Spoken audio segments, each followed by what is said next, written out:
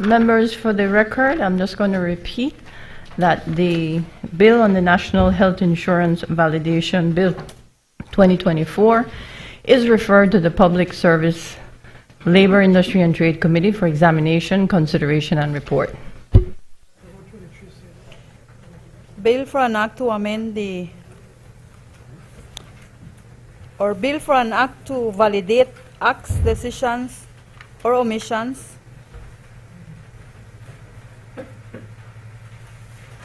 taken in relation to the implementation of the National Health Insurance Scheme and to provide for matters connected therewith or incidental thereto. I recognize the Honorable Prime Minister to request on the true state. Madam Speaker, in accordance with Standing Order number 49-1, I move that the bill be taken through all its stages forthwith. Honorable members, the question is that the next stages of the bill be taken forthwith. All those in favor kindly say aye. Aye. Those against kindly say no. I think the ayes have it. I recognize the Honorable Minister of Foreign Affairs, Foreign Trade, Education, Culture.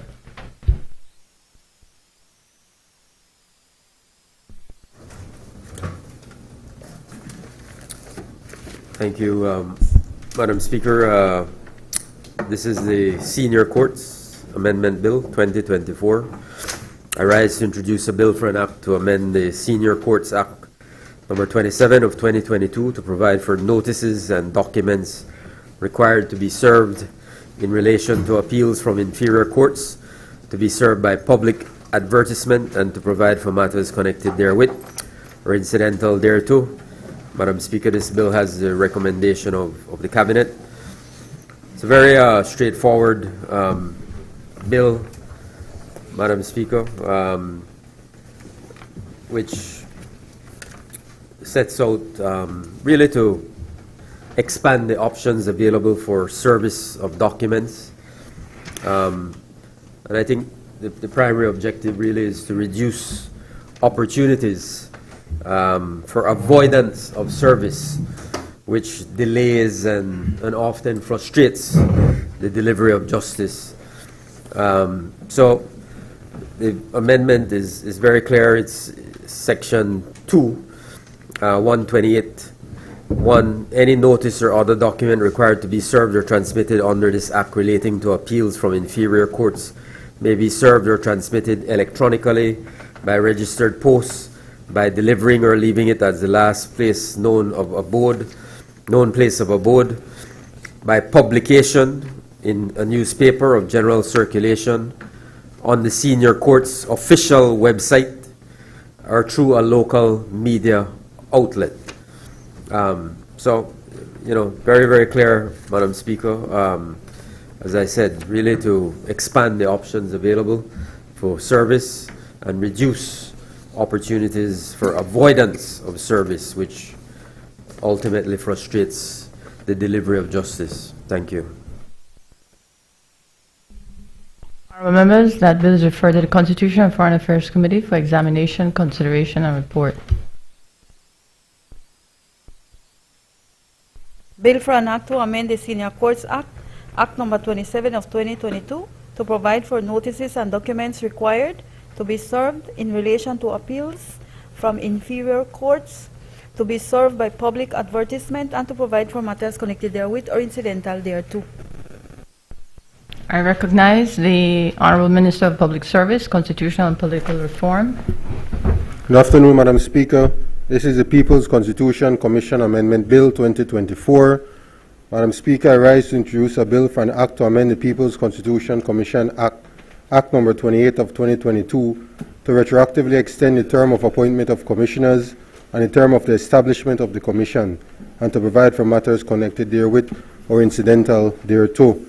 Madam Speaker, just as a brief introduction, the People's Constitution Commission Act was enacted by the National Assembly in November 2022 to provide for the establishment of a People's Constitution Commission to draft and guide the process of promulgating a new constitution of Belize or amendments to the Belize Constitution.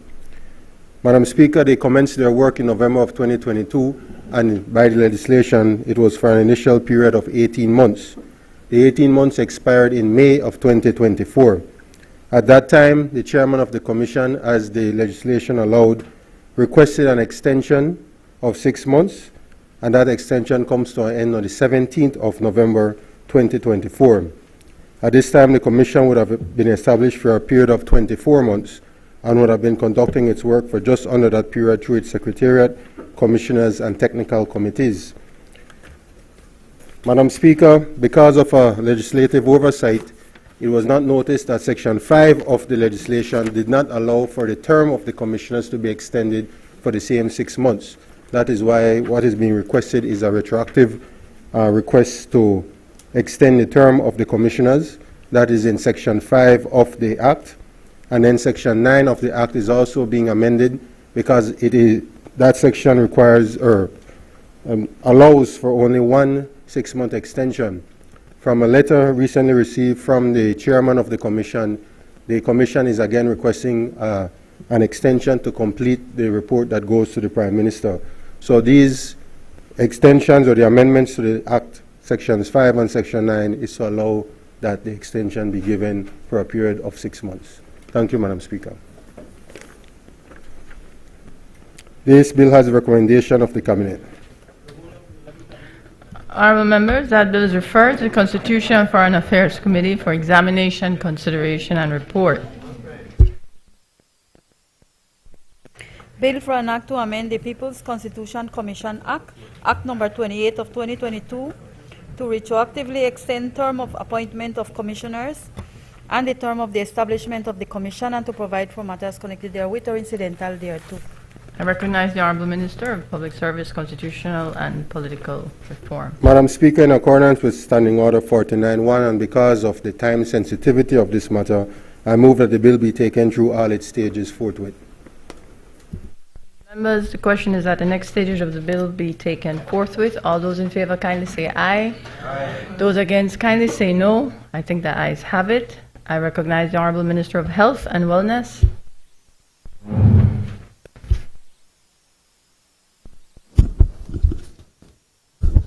Madam Speaker, this is the Disaster Preparedness and Response Amendment Bill 2024.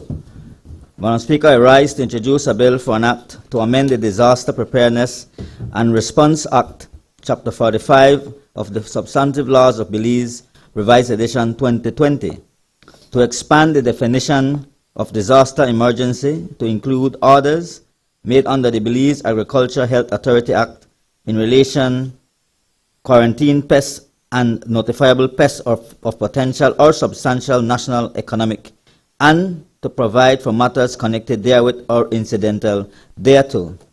Madam Speaker, with your permission, I would like to make a few comments in relation to this proposed amendment on behalf of the Ministry of Agriculture. For some time now, the agriculture sector, which is one of the two pillars of our economy, has been under threat from various pests and diseases. The first major industry to have been devastated by disease problems was citrus. The citrus industry, thanks to the stable and guiding hands of the PUP, began its glory days way back in 2005, when for the first time in Belize, citrus production reached 8 million boxes. And for the first time in history, citrus became Belize's #1 export earner, raking in $108 million in foreign exchange earnings in 2005.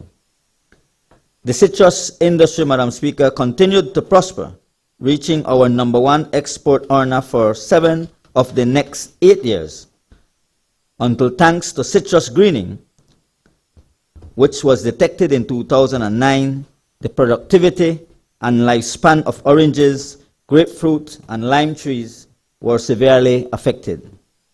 Today, Belize produces just over 500,000 boxes of citrus, and export earnings have fallen to around $25 million per year. Madam Speaker, the story of the early mortality syndrome, EMS, and its effect on the shrimp industry was as drastic as greening was on citrus. However, the decline in shrimp production and exports was more rapid and steeper. Just when shrimp production reached 16 million pounds in 2014 and was heading to 30 million pounds by 2025, EMS was detected in Belize and spread rapidly to all 17 shrimp farms across the country. And thanks to EMS, shrimp production fell from 16 million pounds, earning just under $100 million in export earnings for Belize, between 1 and 2 million pounds between 2016 to 2022, barely enough to satisfy the local market. By 2025, Madam Speaker, the ship industry was poised to earn $200 million in foreign exchange from production that was projected to reach 30 million pounds in 2025. But due to the devastation caused by the EMS, this was not to be. And Madam Speaker, a new disease caused by Fusarium is currently affecting 40,000 acres of sugarcane in the north, with estimated damages to this year's crop of about $19 million. If this trend continues, our long-standing sugar industry will face more severe challenges, and the livelihoods of 5,000 plus cane farmers and their families will be severely affected. Even our strong and healthy cattle and its booming cross-border trade with Guatemala and Mexico, Madam Speaker,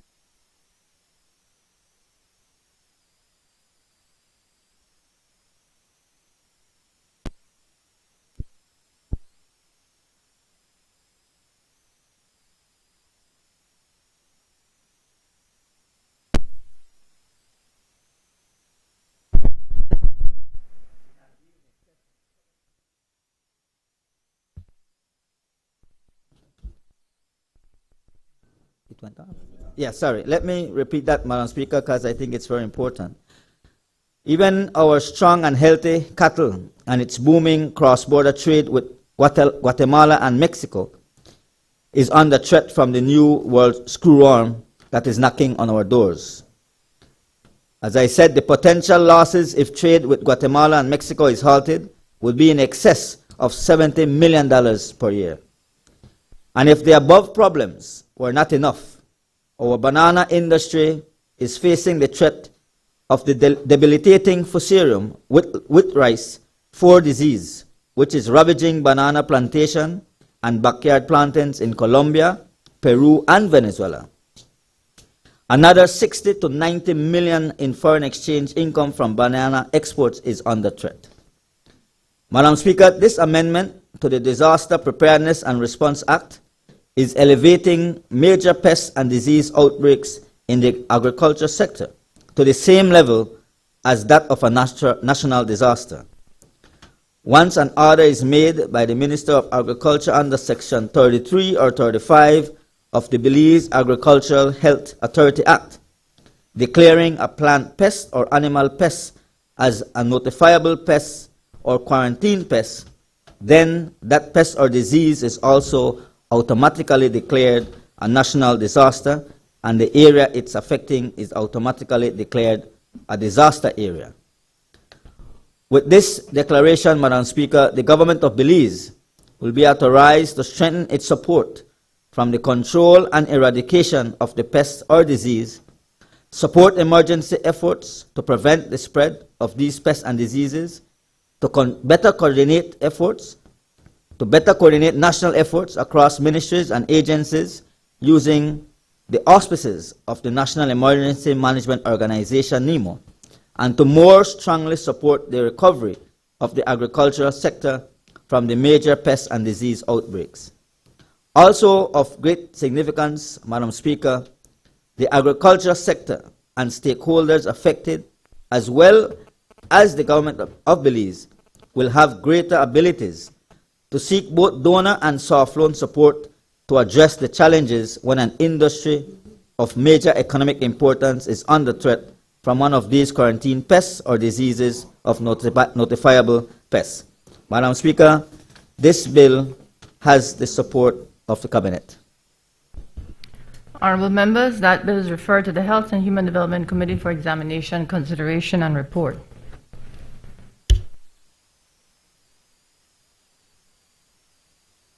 Bill for an act to amend the Disaster Preparedness and Response Act, Chapter 145 of the Substantive Laws of Belize, Revised Edition 2020, to expand the definition of disaster emergency to include orders made under the Belize under Baja Act in relation to quarantine pests and notifiable pests of potential or substantial national economic, and to provide for matters connected therewith or incidental thereto. I recognize the Honorable Minister of Health and Wellness. Madam Speaker, in accordance with Standing Order 49-1, I move that the bill be taken through all its stages forthwith. Honorable members, the question is that the next stages of the bill be taken forthwith. All those in favor kindly say aye. Aye. Those against kindly say no. I think the ayes have it. Motions relating to the business or sitting of the House. I recognize the Honorable Prime Minister.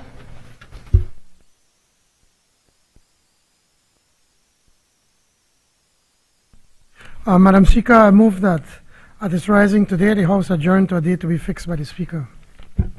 Honorable members, the question is that the House at its rising today adjourn to a date to be fixed by the Speaker. All those in favor kindly say aye. Aye. Those against kindly say no. I think the ayes have it. Public business, government business, motions. I recognize the Honorable Prime Minister.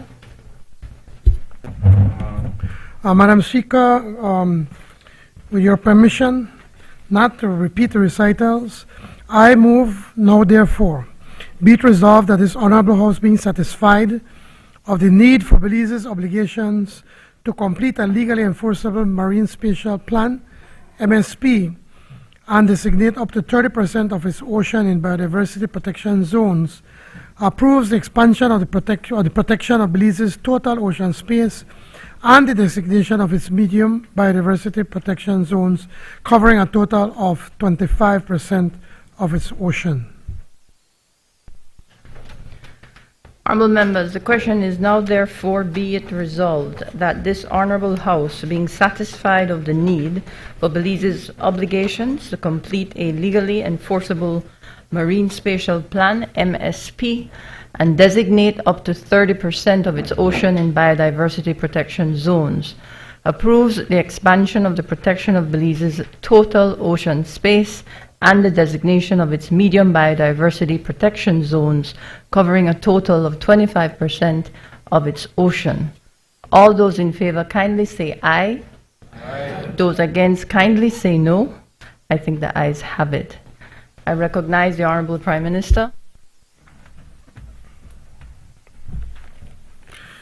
Madam Speaker, this is a resolution authorizing request for affiliation to the Inter-Parliamentary Union Motion 2024. Madam Speaker, I move, whereas the Inter-Parliamentary Union was established in 1889 and is the international organization of the parliaments of sovereign states, and whereas the Inter-Parliamentary Union facilitates diplomacy and empowers parliaments and parliamentarians to promote peace, democracy, and sustainable development around the world. And whereas the National Assembly of Belize subscribes to the noble values advocated by the Inter-Parliamentary Union and to its work for the promotion of peace and security, democracy and human rights, the rule of law, and sustainable development. And whereas the National Assembly of Belize recognizes that the existence of the Inter-Parliamentary Union as the global organization of national parliaments clearly attests to the willingness of nations to build strong ties of interparliamentary dialogue and cooperation with a view to better meeting the needs and expectations of citizens for a safer and more equitable world. And whereas the National Assembly of Belize also recognizes that the interparliamentary contacts and cooperation, including on the South-South level, can in large measure help strengthen our institution and lead to stronger engagement at the regional and international levels. And whereas the National Assembly of Belize is aware of the importance of the Inter-Parliamentary Union in terms of bringing the democratic gap in international relations and forging a parliamentary component to the work of the United Nations.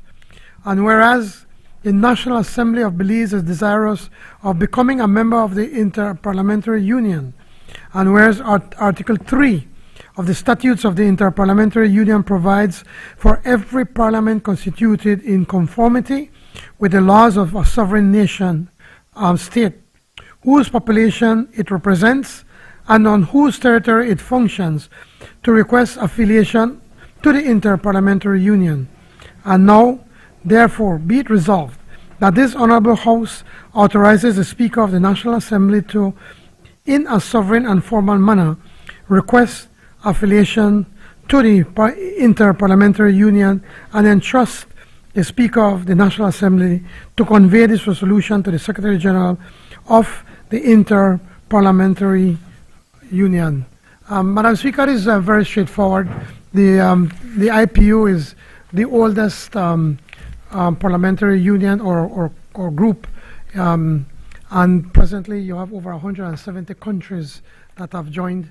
They have been lobbying, that are members, and they have been lobbying Belize for some time, asking us to become a member of this of the IPU, and believe that we can benefit greatly from being a part of this organization as a parliament. So I am, urging the support of everyone. Thank you, Madam Speaker. I recognize the member for Albert. Thank you, Madam Speaker. For those of us on this side of the House, Madam Speaker, we like to support the motion for Belize's involvement in the Inter-Parliamentary Union. That has been long-standing in terms of its work in the region. I am hopeful, Madam Speaker, that with our involvement, we will be able to tap into the expertise and experience and best practices that will help us to strengthen our own parliamentary practices, particularly, Madam Speaker, as it relates to the work of our House committees. Thank you, Madam Speaker. Thank you, Madam Speaker, and I thank the honourable member from Albert for their support, and the party leader of the United Democratic Party for their thank you for the correction, honourable member from Colette, because the other one disappeared. I don't know where he gone, but thank you very much for the support. That shows true statesmanship. Honourable members, that motion is referred to the Constitution and Foreign Affairs Committee for examination, consideration, and report. Announcement by the Speaker. Honourable members, it has been agreed that the following bills pass this day. 1. Social Security Amendment Bill 2024. 2. National Health Insurance Validation Bill 2024. 3. The People's Constitution Commission Amendment Bill 2024. And 4. Disaster Preparedness and Response Amendment Bill 2024. As you are aware, under Standing Order number 74, all proposed legislation, messages, petitions, motions, and other matters relating to the subject mentioned under the title of each standing committee shall be referred by the House to such committee for examination, consideration, and report to the House. For this to be done, other than by suspension of standing orders, is for me to suspend the sitting to enable the Health and Human Development Committee, the Constitution and Foreign Affairs Committee, and the Public Service, Labor, Industry and Trade Committee to examine, consider, and report to the House on the bills. All those in favor kindly say aye. Aye. Those against kindly say no. I think the ayes have it. The sitting is therefore suspended until the Health and Human Development Committee, Constitution and Foreign Affairs Committee, and the Public Service Committee have concluded their business.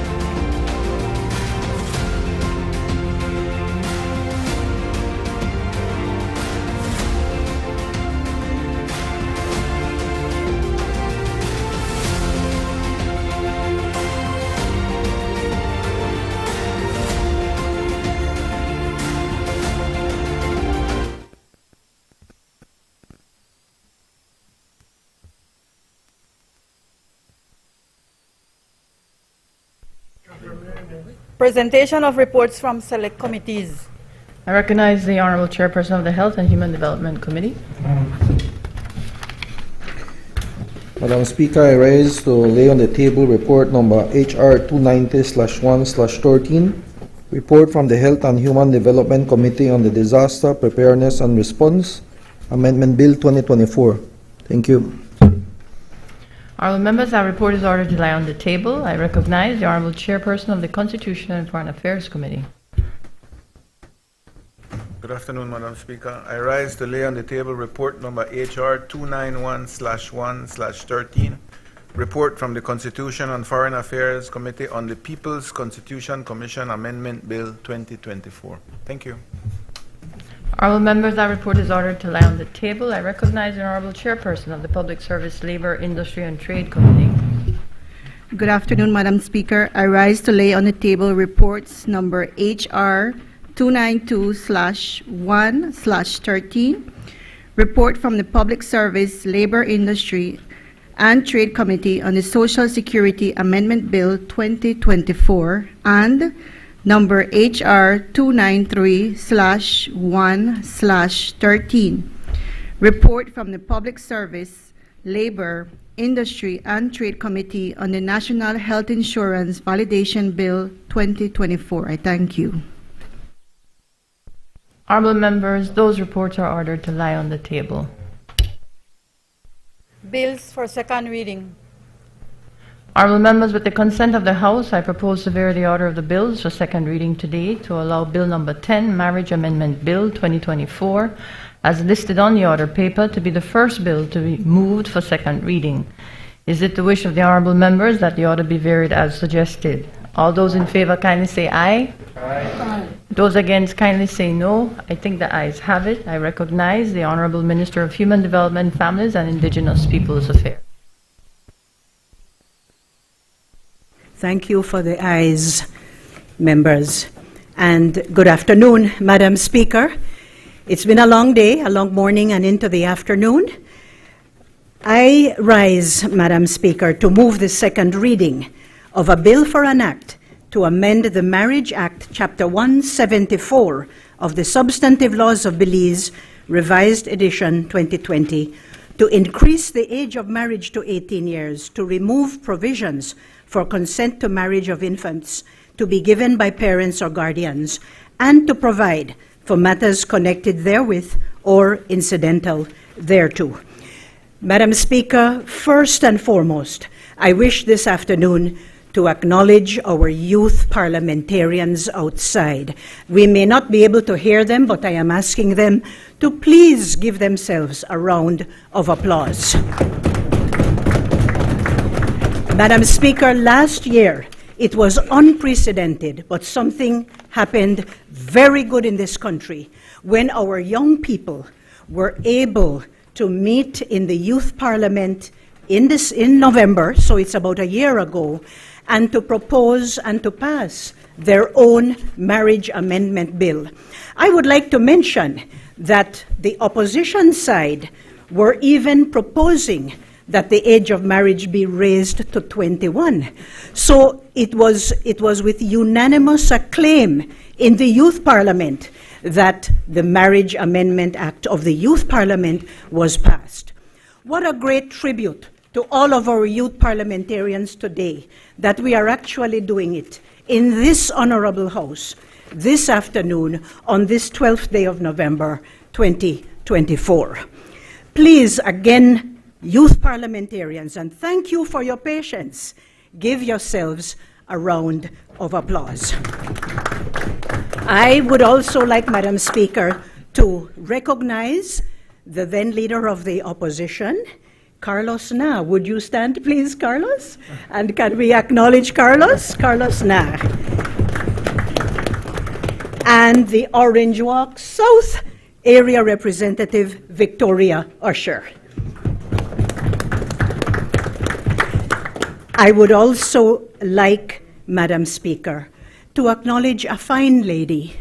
She's a very fine lady, not because she's married to somebody that I know very well, but because she has been a tireless advocate for the families, the women, the men, the children of this country.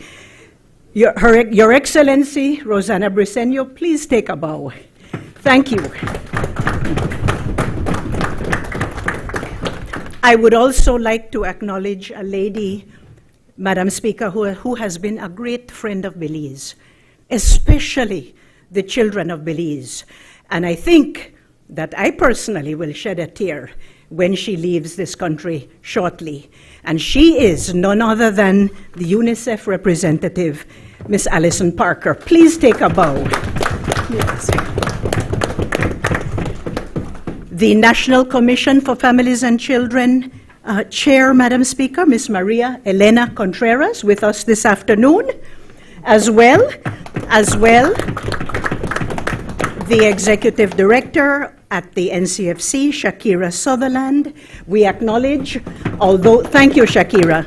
We acknowledge, although she's not here, Chair of the Women's Commission, Tea Garcia Ramirez, and of course, I would like to make a special mention of our colleague, Honorable Elvia Vega Samos.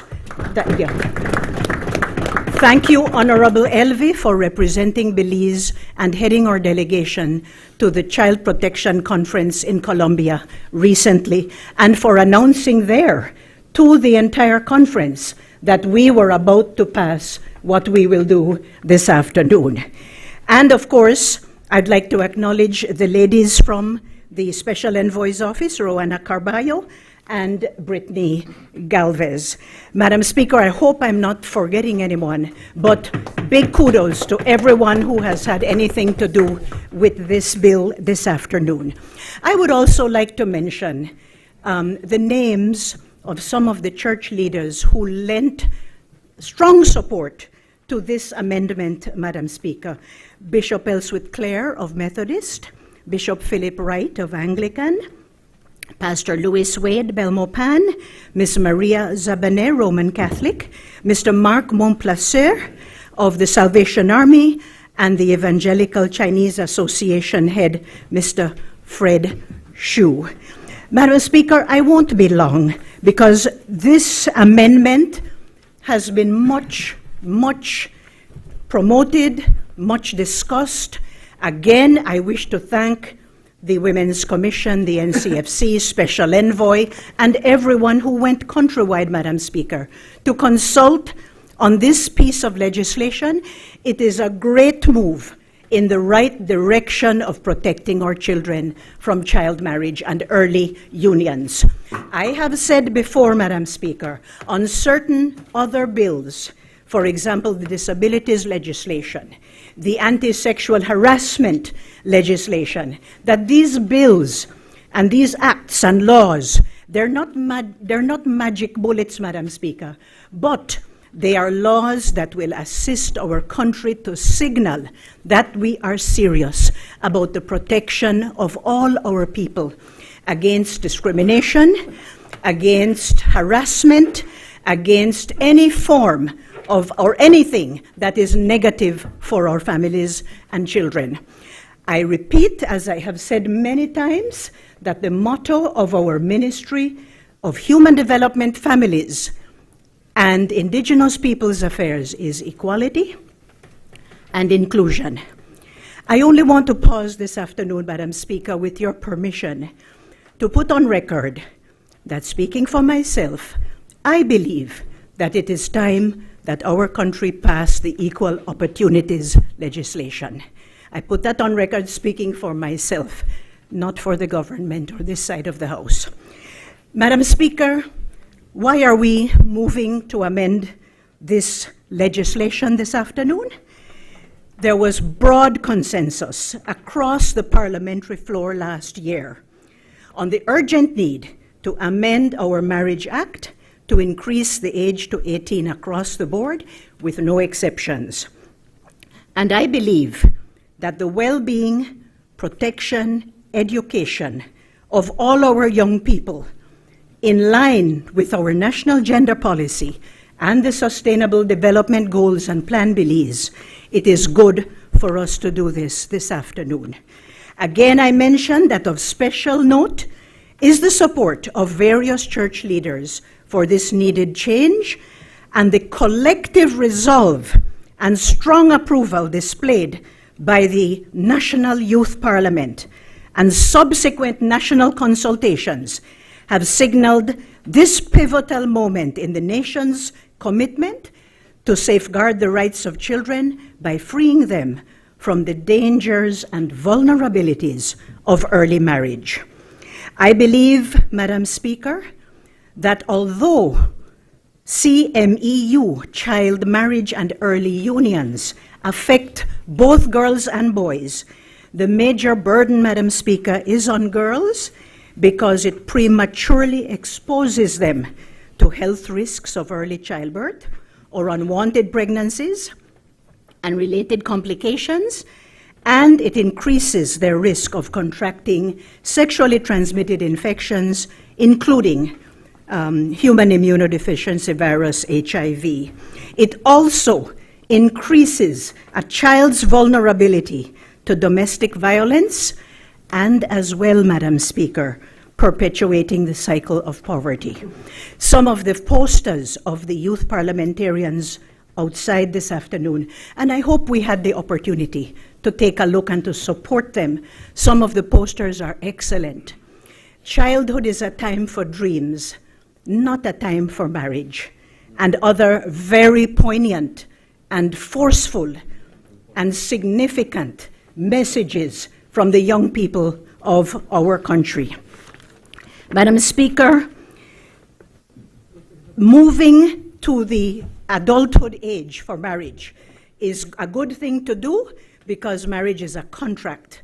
I have said it before, no disrespect to any church leader whatsoever, but I have said that you're married not because you went to church, but because you signed a binding contract, which I believe only adults should be able to do.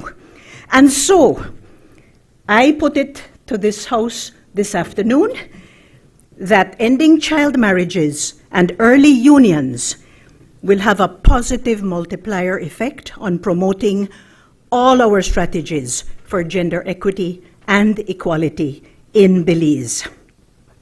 I believe that the strong consensus in favor of raising the legal marriage age to 18 years is a good thing, and I therefore make my contribution and invite others to do the same.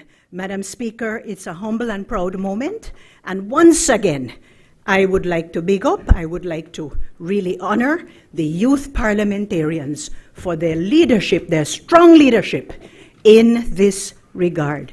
Thank you, Madam Speaker. I recognize the member for Albert.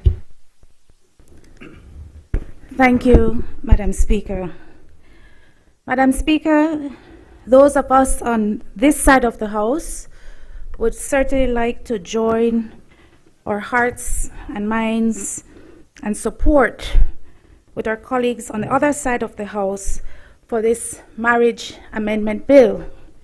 We wish to acknowledge the presence of the Special Envoy, Her Excellency Rosanna Briceño, representatives from UNICEF, Ms. Alison Parker in particular, members of the NCFC, and most importantly, if I may, the members of our National Youth Parliament, both the parliamentarians who are here and the ones that are sitting downstairs. As I listened to your presentation, my colleague from Belize Rural Central, it seemed that you borrowed exactly from my notes.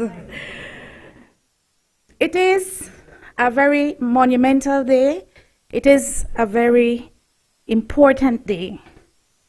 Although for many, many years we have been very sensitive to the cultural nuances of our indigenous people where it comes to early unions and child marriages, the time has indeed come that we allow our young people time to grow and to develop and to be nurtured into productive citizens for Belize. Child marriages and early unions negatively influence our children's right to higher education, to health, access to health, to social protection, economic empowerment. In many cases, child marriages and early unions lead to exploitation of young women in particular, as it relates to domestic violence, sexual abuse, economic hardships, gender inequality. And I think that November 12th of this year is a step in the right direction. We will now hopefully see more and more of our young women and young men seek the things that are important to them in their own adult development.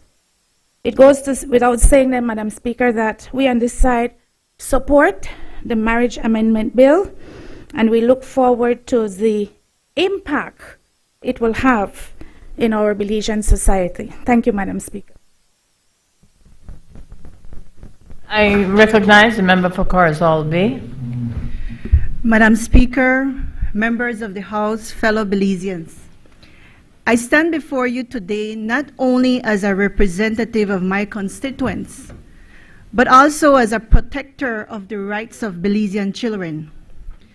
It is my profound honor to express my full support for the critical amendment to raise the legal age of marriage from 16 to 18 years. This, Madam Speaker, is a vital step in securing a better future for our young people, especially our girls, who are disproportionately affected by child marriage and early unions. As we deliberate on this issue, let us be reminded of the urgency behind this reform. The data speaks volumes. According to the Hemispheric Report on Child, Early and Forced Marriage and Unions 2021, concerning the prevalence of child marriage and early unions, 33% of women aged 20 to 24 were married or in a union before 18 years. This ranks the country fourth in the LAC region and first in the Caribbean sub-region. The 2015 Multiple Indicator Cluster Survey, 1 in 5 girls aged 15 to 19 in Belize is married or in a union. Madam Speaker, these are not just numbers. They represent real lives, girls with dreams cut short when forced into adult responsibilities far too early. We know that child marriage denies young girls their rights to education, exposes them to health risks, and traps them in cycles of poverty. The roadmap to end child marriage and early unions in Belize, developed with the partnership of UNFPA, UNICEF, and our National Commission for Families and Children, NCFC, outlines key strategies to combat this issue. It highlights the drivers of child marriage, including poverty, violence, and lack of educational opportunities, and sets a clear path forward.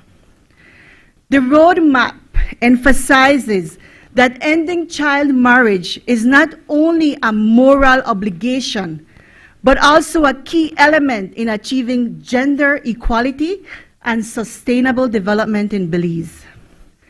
Madam Speaker, let us not forget that Belize has committed to international conventions, such as the Conventions on the Rights of the Child and the Convention on the Elimination of All Forms of Discrimination Against Women, which call for the protection of children from exploitation and harmful practices like early marriage. By raising the legal age of marriage, we are fulfilling these commitments and sending a strong message that we prioritize the well-being of our children over outdated customs and practices. Madam Speaker, I want to draw particular attention to the girls of Corozal District and Corozal Town, where the challenges of early childbearing and early unions are deeply intertwined. Data from the Child Marriage and Early Union Data Profile for Belize shows that 21.1% of girls aged 15 to 19 are currently married or in early unions, and 11.1% of women in this age group have already had a live birth, with 5.7% currently pregnant with their first child. In total, Madam Speaker, 16.8% of young women in Corozal have begun childbearing, a figure higher than the national average. These statistics are not just numbers. They reflect the harsh reality for too many young girls in our community who face barriers to education, economic opportunities, and overall well-being. Early marriage in Corozal often stems from poverty and cultural norms that force girls to abandon their education and limit their employment prospects. Many are married off with the hope of improving their financial stability, but instead they become trapped in cycles of poverty, gender-based violence, and limited opportunity. By raising the legal age of marriage to 18, we can help reduce early unions, giving girls the chance to stay in school, pursue their dreams, and break free from these harmful patterns. This policy change will protect their rights and improve their health and educational outcomes, contributing to Corozal's economic and social development. Empowering these young women will allow them to become active, productive members of our society, benefiting the entire community. Furthermore, Madam Speaker, early marriage is deeply rooted in gender inequality, with girls bearing the brunt of this harmful practice. Many are forced into unions that prematurely expose them to early pregnancy and the dangers associated with it, such as high maternal and infant mortality rates. By raising the marriage age, we are ensuring that these young girls have the chance to complete their education, make informed decisions, and lead healthy, empowered lives. Madam Speaker, I would also like to highlight the powerful advocacy efforts led by our young people through the National Children's Parliament. Last year, during the National Children's Parliament, these brave young leaders made a resounding call to raise the age of consent for marriage from 16 to 18. This call has since sparked consultations and is a driving force behind the legislative changes we are discussing today. The National Children's Parliament provides a crucial platform for young voices to be heard and acted upon. This platform is not just symbolic, but a meaningful space for children to participate in shaping their future. Engaging young people to advocate for issues that directly affect them demonstrates the true power of meaningful participation. These children are not only speaking out, but they're also shaping policies that will impact generations to come.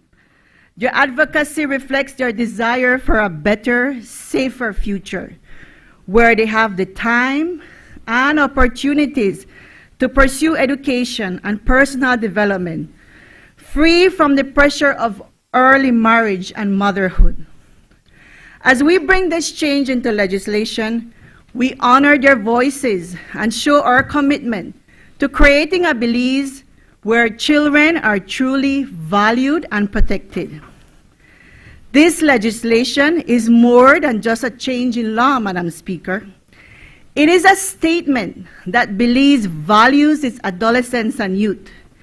It aligns with Sustainable Development Goal 5.3, which calls for eliminating harmful practices like child marriage, and with Belize's Adolescent Health National Strategic Plan 2019-2030 goals.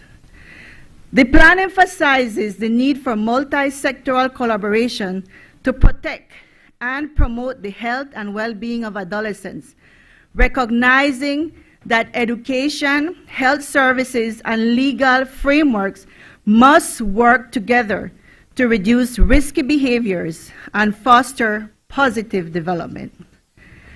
By raising the legal age of marriage to 18, we are taking a concrete step toward reducing adolescent pregnancies, supporting girls in completing their education, and providing a safer, healthier environment for them to grow and thrive.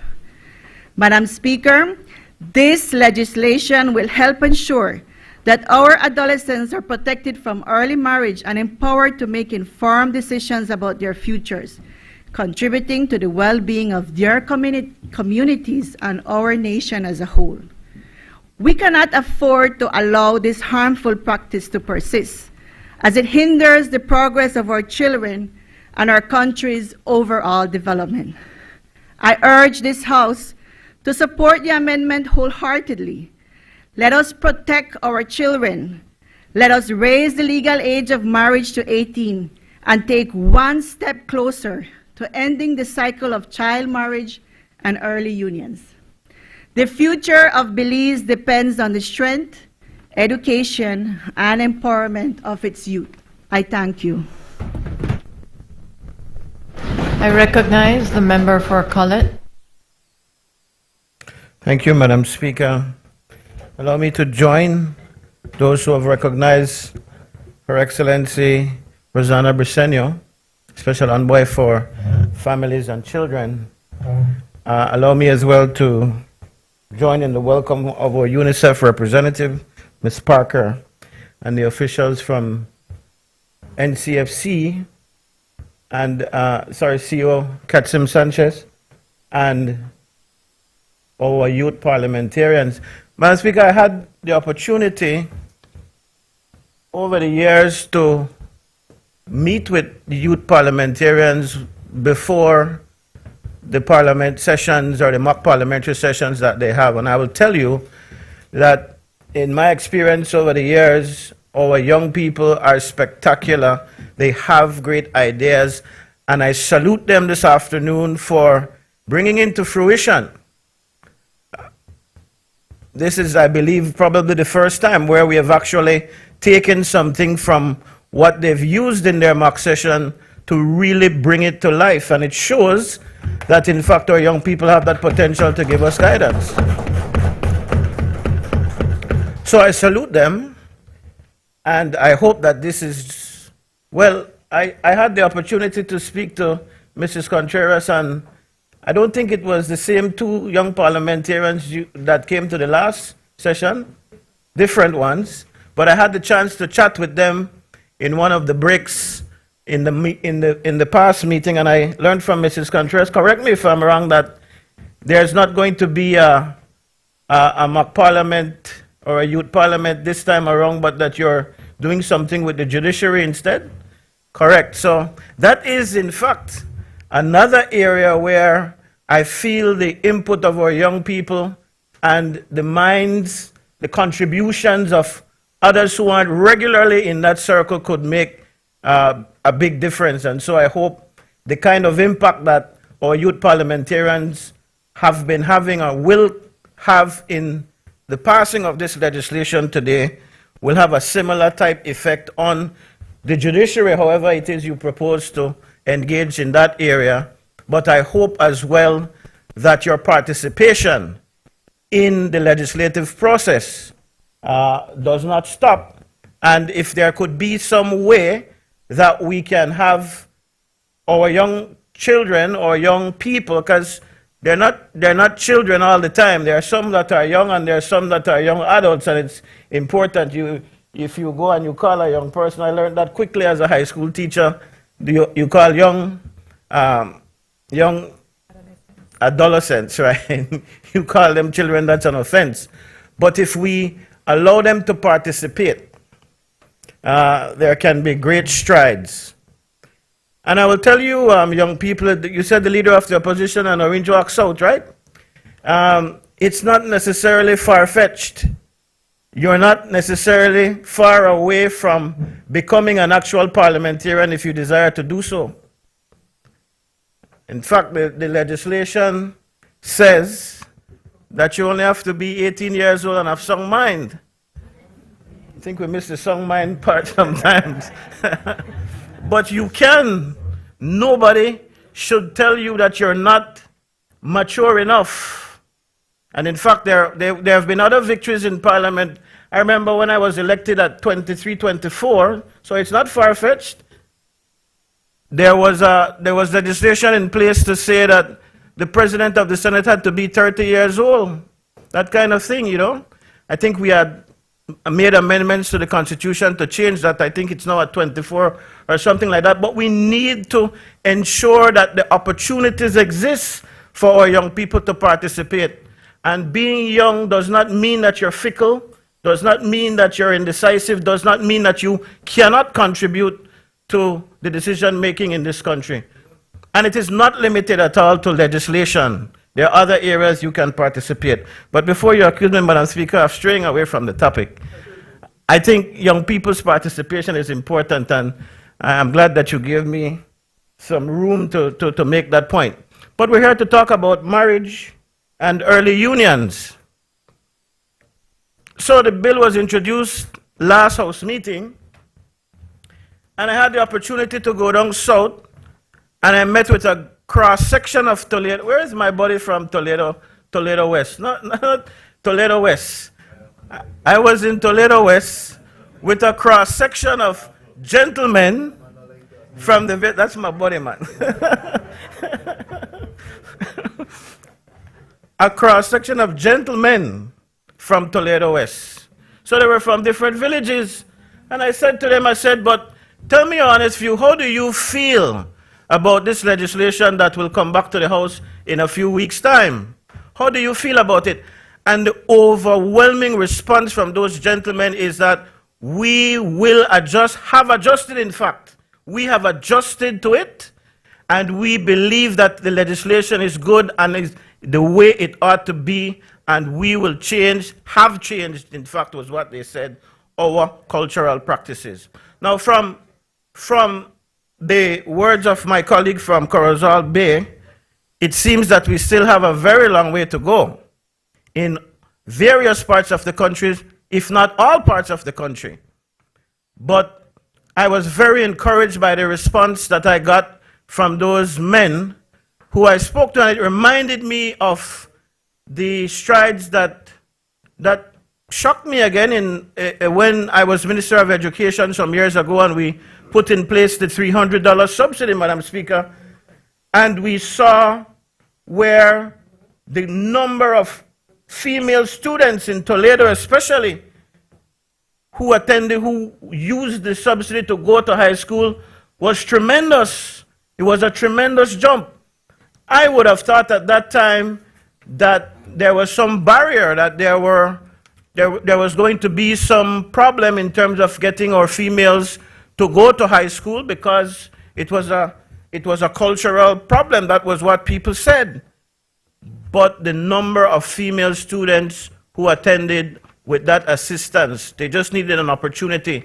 It shot up, and I was impressed by that, very much the same way that I was impressed by the answer that those gentlemen gave. So they say sometimes the man and the time coincides, and no ill intent of the word man. No gender bias, thank you. But it is an opportune time. I think it is ripe. I think everybody understands that we must go in this direction. And so, Madam Speaker, I am elated this afternoon to join my voice to that of the member from Belize Rural Central and the entire government side, and my leader, who has made it very clear, the member for Albert, who has made it very clear that those of us who are on this side of the House clearly support this change to the Marriage Act, and we give it our full support. And whenever it is that the legislation, especially if it comes from our young people, is progressive and is helping in terms of our families and children, you can always count on us. Thank you, Madam Speaker. I recognize the member for Stan Creek, and then I will come to you, member for Orange Rockies. Madam Speaker, as a minister responsible for youth in the country, I also join in supporting the Ministry of Human Development, UNICEF, Mrs. Bresenio, especially the young parliamentarians, for thinking outside the box. Even though the age of consent still remains at 16, they will decide now if they want to make a change and change the future. Because they are the leaders of today, they will also be the leaders of tomorrow. And maybe 50, 60 years ago, it was not important for women in particular to get an education. But the whole tide has turned. Everybody wants a quality of life. And by achieving that objective, I believe you can make life better for yourself and your family. So from this, as the Minister of Youth, Sport and Transport, I support the initiative to amend the Marriage Act.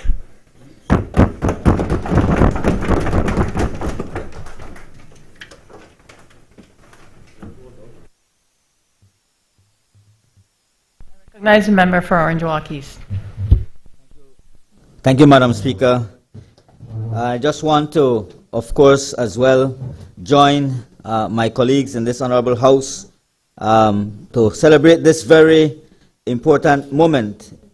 Madam Speaker, this is a commitment to the health and wellness of our young citizens. This proposed amendment to the Marriage Act, which seeks to raise the legal age of marriage to 18, is definitely a crucial step in safeguarding the rights and future of our youth. This amendment, Madam Speaker, is not merely a legal adjustment, but it is a profound affirmation of our dedication to the well-being of our children. I want to also take the opportunity to congratulate the members of the Youth Parliament and our young people who together was able to make this possible. And of course, I acknowledge our Special Envoy, Mrs. Bresenio, the representative from UNICEF who is here, who I know is always championing these type of activities. Madam Speaker, by setting the age of marriage to at 18, we are aligning our laws with international human rights standards and reinforcing our commitment to ensuring that our young people are physically, emotionally, and socially prepared for the responsibilities of marriage. I end by saying, Madam Speaker, that I support this amendment because it is an investment in the health, education, and empowerment of our future generations. Thank you. I recognize the Honorable Prime Minister. Thank you, Madam Speaker. I'll be very brief. And, I think there's general consensus in both sides of the House that this is a bill in the right direction, a move in the right direction to ensure that we can protect our young girls, our young ladies, to be able to remove them away from that issue of these forced marriages that have been take place all over the country. But by passing this law, this in itself is not enough. That we have to do more to create more opportunities for young ladies or young women. For many years, whenever I meet young girls of 10 and 12 and 14, and I'm always teasing them that don't get married right now. I said, take your time, get an education, because once you have an education, then you have a sense of independence that you do not have to depend on a man to be able to provide for yourself or for your children. So 18 years old is a step in the right direction, that they will be at an age of they can be more mature in their decision making, but also their body will be in more mature to be able to handle the rigors of motherhood should they start right after they get married. So I have to congratulate the honorable member from Human Development. I was going to call her by name, but then I was going to be chastised. But her, and also the honorable member from Corozal Bay, and of course the special envoy. Well, I could call her by name, Rosanna Briceño, Mrs. Briceño, you know, and all the ladies that are here, the young ladies, and Miss Usher is from Orange Walk Central, by the way. So yes, she is, and I know her father very well, and her grandfather when he was alive, the famous Chile. So, you know him. We need to be able to do more for women. We have been doing quite a lot through the MSMEs program that we've been working with, especially for women and young women, in teaching them about business, entrepreneurs, making funds available through the DFC to be able to open their small businesses. All of these connected can make or can create more opportunities for our women, and that they can be even better prepared to provide for their families. Nowadays, most families need two incomes to be able to provide well for their families and their children. And so ensuring that our young women can go at least to the age of 18, by then they're already finished at least sixth form, probably going on to college, then it gives them an opportunity to make more informed decisions about getting married. Whilst 18 years might be legal, they might say, hold on, I'm not ready yet, I still need to finish school, because they are more developed and they're more mature in their decision making. I congratulate all these women, and of course here, and I think I need to also recognize the work that was done by the former Prime Minister Musa when we were in the previous government between 98 and 2003, when the minister was then the minister and made a lot of legislative changes, especially for women and families. And then was the first move when we started increasing the legal age for marriage. And I remember having a long discussion and about it. And probably were not as enlightened back then, because I remember, Minister, you were advocating for it to be go even higher than, I think it was 16, that we moved it, and you were moving for 18 from way back then. And some of us, I don't want to name names, were saying that, well, we need to keep that 16 because of cultural traditions and all of that. But that has changed. And the honorable member from Colette has just confirmed that, because when he was in Toledo West, when he was talking to these men, they themselves are also saying, that is something that should have been done a long time ago. Please allow me to say, Dolores, congratulations, man. You've been working for this for so many years, and you have never give up. You never gave up on that quest, and continue the great work. Madam Speaker, I support this wholeheartedly. Thank you. I recognize the Minister. Madam Speaker, one omission I made, and I apologize, Adeli. One omission I made, Madam Speaker. Of course, our CEO, Adeli Katsim, I think I got excited, and sorry about that, Adeli. Madam Speaker, there's no more to say, but I thank everyone, and I move the second reading.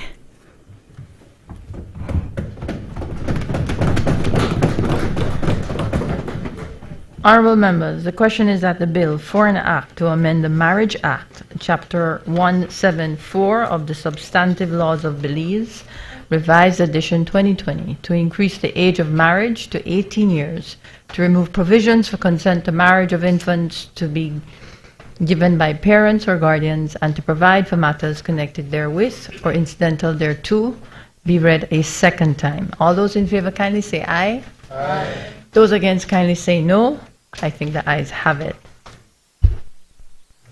Bill for an act to amend the Marriage Act, Chapter 174 of the Substantive Laws of Belize, Revised Edition 2020, to increase the age of marriage to 18 years, to remove provisions for consent to marriage of infants to be given by parents or guardians, and to provide for matters connected therewith or incidental thereto. I recognize the Honourable Prime Minister.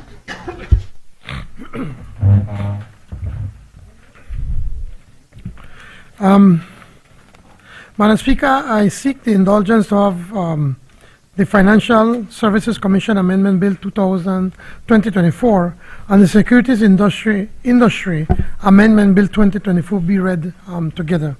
Madam Speaker, I move the second reading of a bill for an act to amend the Financial Services Commission Act number 8 of 2023 to provide for the chairperson. PM, 1 second. I just want to make sure we can proceed with that, but on my notes, I have the Government of Belize and Social Security Board settlement deed.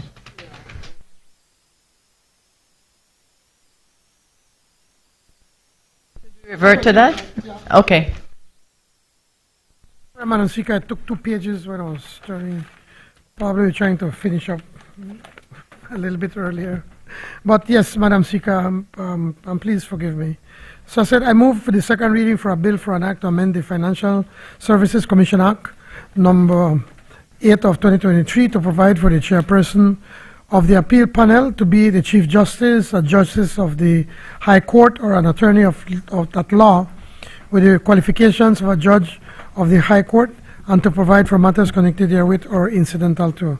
Madam Speaker, I move the second reading for a bill for an act to amend the Securities Industry Act, Act number 46 of 2021, to provide for appeals of decisions of the Commission to be made to the appeal panel under the Financial Services Commission Act, and to provide for matter connected therewith or incidental to. Madam Speaker, when I made my introduction, I made a complete explanation on both bills, so I would wait to see if anybody have any questions or concerns that I could answer. Thank you, Madam Speaker.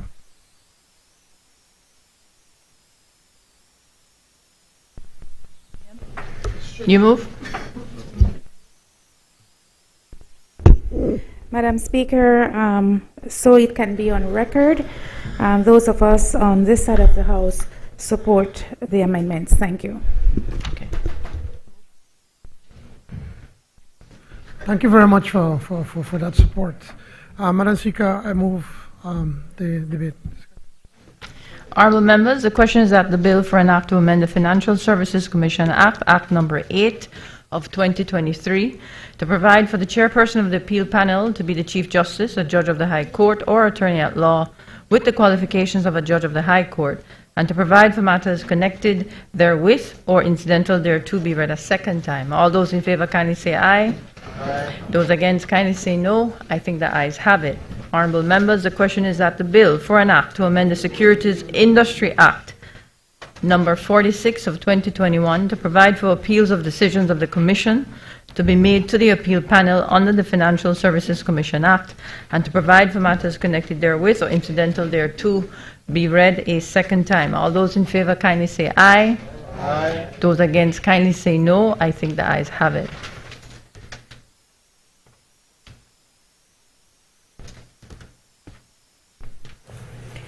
The Government of Belize and Social Security Board Settlement Deed Bill. The bill for an act to amend the Financial Services Commission Act, and the bill for an act to amend the Securities Industry Act. We will now move on to the Government of Belize and Social Security Board Settlement Deed Bill 2024. I recognize the Honorable Prime Minister. Yes. Madam Speaker, this is the Government of Belize and Social Security Board Settlement Deed Bill 2024. I move the second reading of a bill for an act to facilitate the implementation of the terms of deed of settlement between the Government of Belize and the Social Security Board to settle and to set off certain debt obligations as between them that remain outstanding subsequent to Government of Belize's 2009 and 2011 compulsory acquisition and reacquisition Sunshine Holdings Limited, as well as the shares owned by Sunshine Holdings Limited in Belize Telecommunications Limited for the BTL Employees Trust, and to provide for matters connected therewith or incidental to. Madam Speaker, I give a lengthy explanation as to why is it that we have to bring it, but it basically the previous government, when they did the settlement, they did not collect the money to pay off Social Security. They went to court, and the court said, well, you've already paid the monies to the wrong people. And so the then Prime Minister sent a letter to Social Security saying, don't worry about it, we are going to pay and continue to pay, accrue an interest of 8.5%. And now that we have to settle this, that letter was really illegal, sorry? Oh, they paid to the Ashcroft Alliance? Yes, they overpaid. And so that letter that was sent was illegal because any monies over $5 million has to come to the House to be for approval. And so we could have said that we're not going to honor it, but we have to protect the people's money, the Social Security or workers' money. And so we're coming to the House to legalize that. That bill, in effect, comes up to what? Basically, we round it off to $30 million. So today, because the previous Prime Minister did not do his homework and properly check the settlement that he signed in Miami, it is costing the Belizean people another $30 million that we could have been using for so many other needs for our people. And I urge the support of everyone in this House. Thank you, Madam Speaker. I recognize the member for College. Madam Speaker,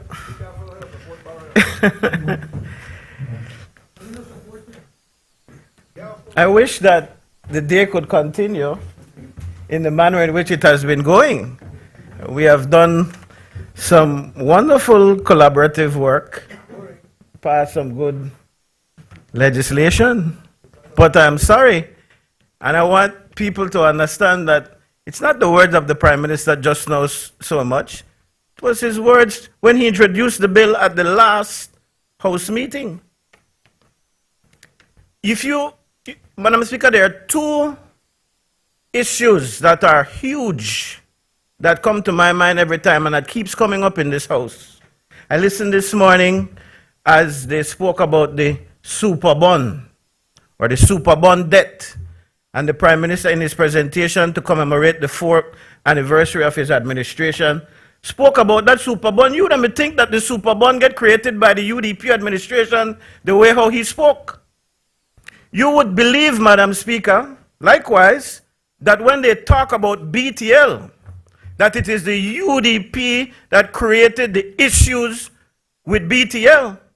The Prime Minister, in the introduction of this bill, went to great pains, the last House meeting, he touched on it just now a little bit, to paint the picture that it was the negligence of the former Prime Minister that caused us to be in this problem. He went on to talk about all the millions of dollars that had to be paid to settle the debt because of the acquisition of BTL. Well, I hate to do it, but because of his continuous, Madam Speaker, continuous position of trying to hoodwink the Belizean people. I noticed that when it's convenient for them, they go back to 2000, and whenever they were first in administration, 1998 to 2008, they go back when it's convenient. Just now, the Prime Minister went back to my friend from Belize Rural Central's prior iteration as a minister to salute her. Well, let's go back. Let's go back to the whole BTL saga. And let us see who is really, Madam Speaker, responsible and who has been negligent when it comes to these monies that are owed. Back in 1989, Madam Speaker, when BTL was BTA, the way back, because you have to understand the whole play. I was about 10, 12? 12. Not the point. The government at the time under Sir Manuel Esquivel decided, Madam Speaker, that yes, we are going to, for the first time, get foreign investment into our telecommunication industry in this country. And so it put together legislation to for the first time, privatize the telecommunication industry. It became BTL. But you know what Mr. Esquivel did, Madam Speaker? The former Prime Minister, Sir Manuel Esquivel, did? He, Madam Speaker, ensured that there was a thing called the golden share that would allow the government to always have control ultimately of certain things in BTL, so that it would not fall outside of the control of the government, because telecommunication is important. The government must have control. And it was the PUP administration, Madam Speaker. It was the PUP when they came into power in 2003. It was the People's United Party who decided, you know what, we are going to sell the controlling shares in BTL and we're going to put it in private hands. They did away with that golden share and you sold the company to Michael Ashcroft. Now, my position is not to beat up on Mr. Ashcroft today. Yeah? Because they say in this world, if you find a fool, you deal with him. If you find a fool, you deal with him. And it seems very much that Mr. Ashcroft found in the People's United Party a fool, and he dealt with you. So the controlling share was sold, the golden share I mean, and you sold off everything. You gave Mr. Ashcroft everything. Later on, you decided that it would not be good. You didn't want that, so you went back and you took the company back in government control with a promise to pay. You remember that? You remember the man called Jeffrey Prosser and ICC? Jeffrey Prosser promised the then Prime Minister that he would pay for BTL. And guess what? Mr. Prosser was broke.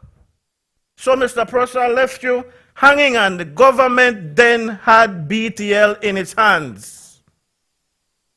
Correct? You were there, Prime Minister. You were an integral part of the administration then. So was my friend from Freetown. The others who might be younger, maybe you don't know the history. And so maybe, and of course, my friend from Lakei was present as well. BTL was left in the hands of the government now, like a Huyo egg. Because we never know what to do with telecommunications. Then you needed foreign investment. You kick out Mr. Ashcroft from Mr. Prosser, and Mr. Prosser no really have no money, pay with a promissory note and can't deliver. So the following year now, your Prime Minister then, Musa, had to do something, and what he did was the major crime against Belize. That was when Mr. Ashcroft met the fool and dealt with him. Because in order for Ashcroft to take the company back, you had to sweeten the pot many, many times over, and that is how we get to the secret accommodation agreement that was signed. That is how we also got, Madam Speaker, to Sunshine Holdings, a company that was brought up under the guise of it being for the workers of BTL, when in fact it was not the case. What was Sunshine Holdings? It was, Madam Speaker, an opportunity for the Prime Minister at the time to sweeten the pot to get Michael Ashcroft to take back BTL. And we need to go in detail. I will go in detail this afternoon to tell you what the secret accommodation agreement was about, so that you remember who is responsible for the issues that we have had, why we had to acquire BTL back, why we had to spend those millions of dollars which you now lament on. But before we go there, in fact, they agreed, Ashcroft agreed, and his companies agreed that they would buy back shares. But remember now, the government is so desperate to get rid of BTL, they want to get rid of it so bad that they reduce the price of the shares. So what you had bought it from Ashcroft for, you are now selling at a very discounted rate back to Ashcroft. Ashcroft says to you, that's the only way I'll take it back, at a very reduced rate. And then, again, he meets the fool and he deals with him. He tells your government, he tells Prime Minister Musa, that I want another 20% of the company, which will come through Sunshine Holdings. And guess who will pay for those shares?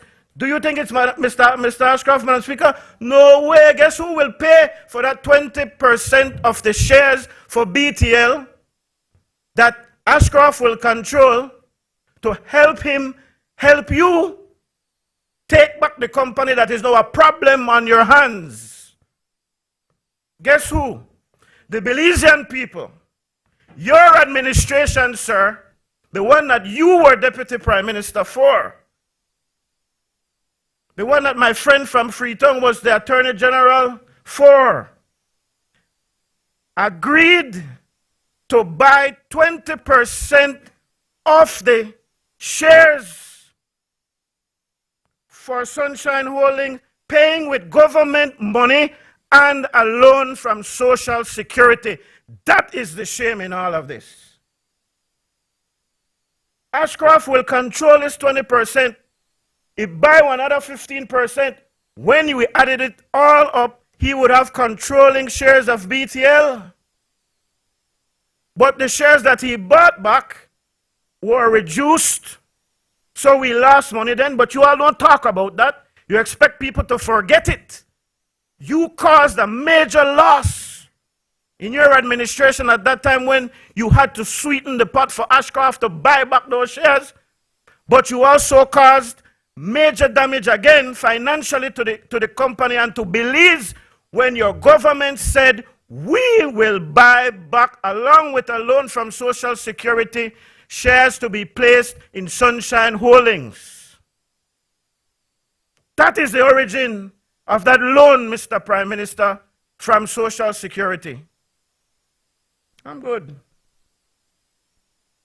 The other part of the plot, oh my goodness, was the sweet clandestine accommodation agreement.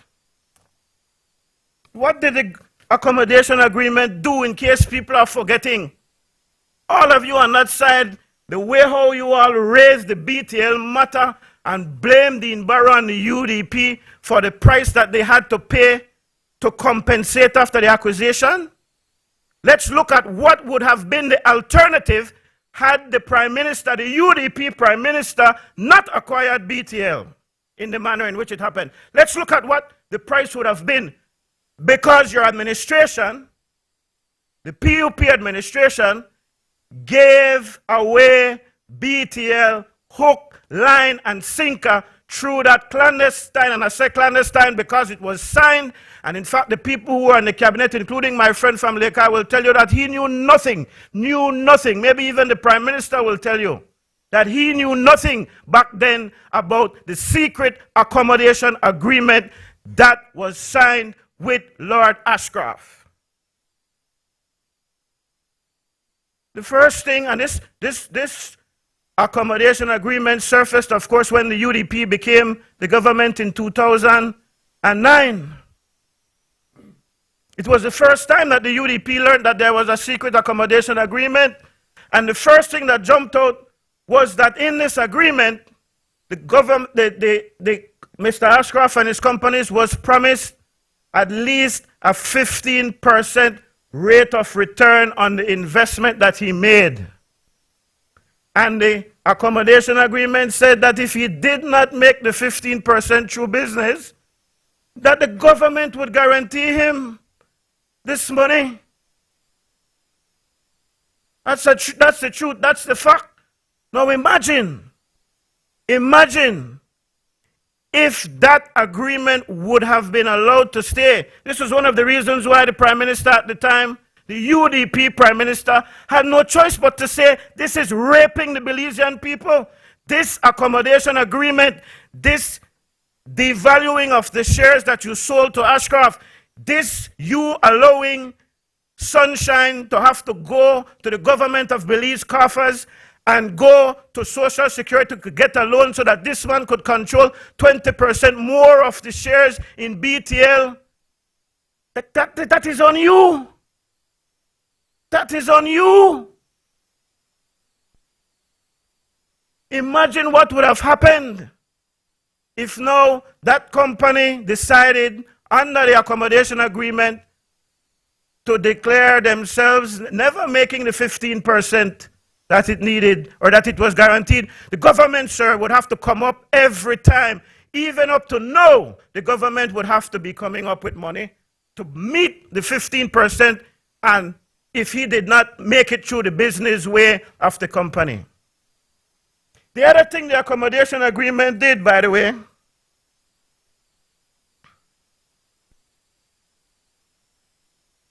it exempted the company from taxes and duty exemptions. Now imagine, and this happened in a secret, you know. It happened behind closed doors. Only a few. In fact, when they interviewed the members of the cabinet, we learned that only probably 2 of the members of the cabinet knew what was going on. And remember the time here now, it was the time when the whole ship was about to sink. Another thing that the secret accommodation agreement allowed for is a thing called sovereign immunity waiver. The same thing, and what that is, that basically said that our government, the same PUP Prime Minister Musa, signed off our right to go to court in our Belize jurisdiction to deal with any matter that BTL had. So in other words, you can't go to the Supreme Court, you can't go to the Court of Appeals, you can't go to the CCJ. They had to go to any court that Mr. Ashcroft deemed to be the court that they need to go to for arbitration, which, Madam Speaker, would later prove very detrimental to the people of Belize, because Mr. Ashcroft, of course, when the acquisition happened, did not go to the local courts to try to do anything.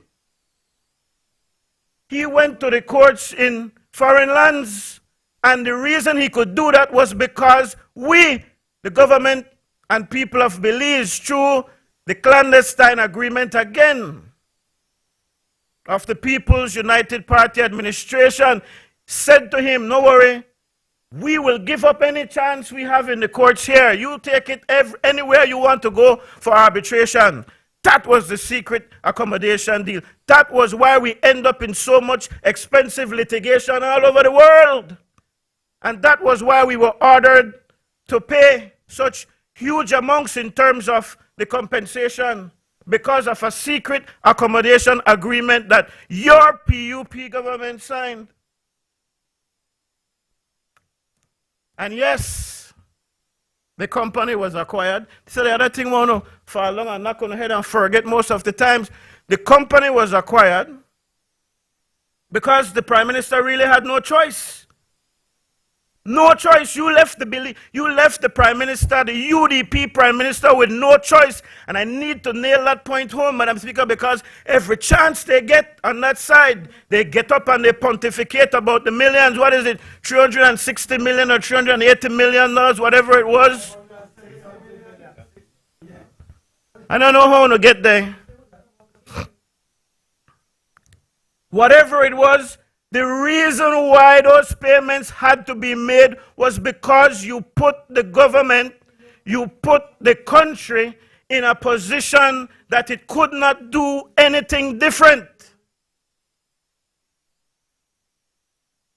All the lawsuits never happened because I don't know. All, yes, the position that the government was in at the time when they found out, and you know well that the nonsense in the middle, because why was the agreement signed in secrecy? Why would you do all of that? Yes, the acquisition happened, and you have to compensate for the acquisition. You could say you could meet wherever you want. I'm not here to discuss where the compensation agreement, where the settlement deed agreement was signed, all of that. I'm not interested in that. You see, you people, I shouldn't say I'm not interested, but it is not a primary focus here. What is of primary focus is that we would not have been in problems with Mr. Ashcroft. We would not have been going to court all over the world if you had done the honorable thing. If your prime minister at the time did not enter into all kind of secret deals. If you had not tried to create a pension plan for the boys with Jeffrey Prosser, who you found out was broke later on, and you were left holding the bag. None of that would have happened. Yeah, you know, that ballet, I mean, another story. I don't know how they got all kind of royal titles and all kind of things for him in the Caribbean. You know, Belize, he a crook. Should that ram fall? Because he is the one who, you're right, set up Musa, Prime Minister Musa, to engage with Jeffrey Prosser, knowing fully well that he was broke. Then he was chancellor of the university. I don't know. Remember, Sorry. we're on the government of Belize and Social Security. But yes, Madam Speaker, the Prime Minister reminded me that the Ramphal set me up figure with Jeffrey Prosser. All of this is important. That don't make it any better, except that he can't do the kind of harm that he did. Sorry, Madam Speaker. But going back to my friend from Fort George's question about the acquisition. So the acquisition happened, and there was an initial amount that was paid, and an amount left outstanding that they had to take us to court for. And you're right, the Prime Minister said for a long while that we would not pay. And we knew fully well that the debt was being racked up. But why was it possible for that to even happen? Because, again, we chose through that accommodation agreement, through the PUP administration, to give up our rights to go to courts that would understand our dilemma, our problems, that would be, you know, help us to work out our problem, because this is our region, which is why it's not limited to just the local courts here. We also have the CCJ, a regional court, being our final appellate court. But we agree, no, because we're so desperate to make Ashcroft take this off our hands. No, you know, but it reflects on all the people and government of Belize. But anyway, there was the outstanding amount. And you're saying now, which is where we come to sunshine, you're saying, oh, the agreement to settle was done, the millions of dollars were paid, and now they never pay sunshine. So we know, as the administration, after the whole hullabaloo the Prime Minister did the last House meeting blaming the UDP, now they never pay sunshine. So what we have to do now is to work out something with Social Security Board. But you forget one thing. You forget that the acquisition, and this is a convenient thing that you do every time. You forget that BTL is one of, if not the most profitable company that exists in this country. Well, I'll have to qualify that, Madam Speaker. Maybe it isn't anymore giving the fleecing of BTL and the misdirection of business from BTL to the Briseño friendly, smart. And don't start me on that topic today. I've dealt with that in this Honorable House already, where ministries of government, instead of using BTL, the government-owned telephone company, business is directed outside to a competitor. Nonsense. And the Prime Minister talks about competition. Oh, we have to respect competition. If you got your own company where you could help, why is it that you're going to pay another company because you're also helping in another way? Sorry, but I'm on the same topic, Madam Speaker. BTL is the most profitable company, I would imagine, in this country, at least that we can see clearly without going through all of the private offshore accounts of companies that may be operating here that we don't know their worth. So that, Madam Speaker, when the government acquired BTL, it started receiving right away dividends. If we look at the dividends that have been paid to the government for all the shares that it owned, including the Sunshine shares, it's tens of millions of dollars over the years. I'd want them, if I had enough time, to go through all the financials from BTL from since the acquisition to now. I am willing to bet you that BTL is probably more than paid for what the compensation package was. Yeah? And certainly, and certainly the 20% shares that were put in the name of the BTL employees. When the government acquired those, you never made a sit down by hand. Those shares earned the government money. So when you come, Prime Minister, and you now present something to this Honorable House, like, man, that wasn't taken care of, but your government, as well as the last administration, since the acquisition, have been collecting dividends on the Sunshine Holding shares. Is it not the case?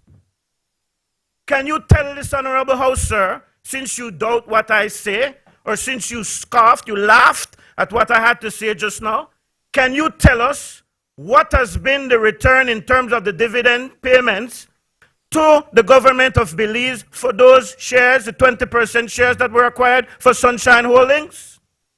Can you give us a dollar figure when you stand up, sir? Well, that's why I'm asking you. I'm asking you, you are the Minister of Finance, that you know how much dividends we get?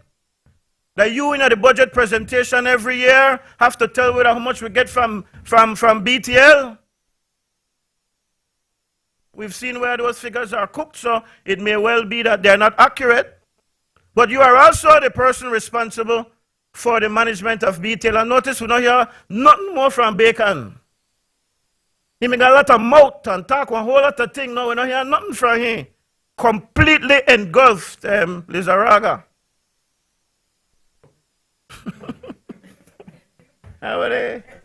Sorry, Madam Speaker. Please, He's a former senator. Let me be kind. Yes. Senator Bacon. Oh, sorry, Senator Lizaraga. Member. I apologize. Let's try practice a bit more decorum, shall Senator we? Lizaraga. He had a lot to say in a motor gun. And since he turned big man a BTL, none of us shut right up. All the fleecing that is happening there, you know, say nothing. Talk about corruption.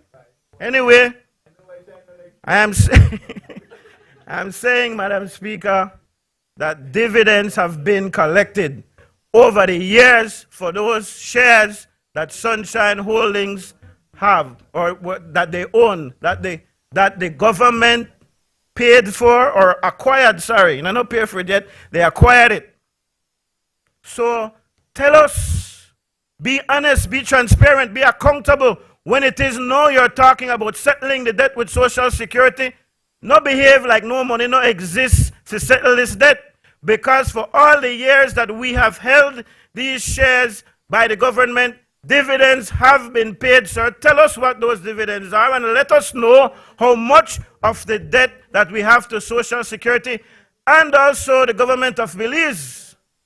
Because the shares, the 20% that were acquired, came from two sources. The government of Belize, and although I'm not sure if it was a loan or if it was some kind of grant, if it was a grant, then we need to know as well.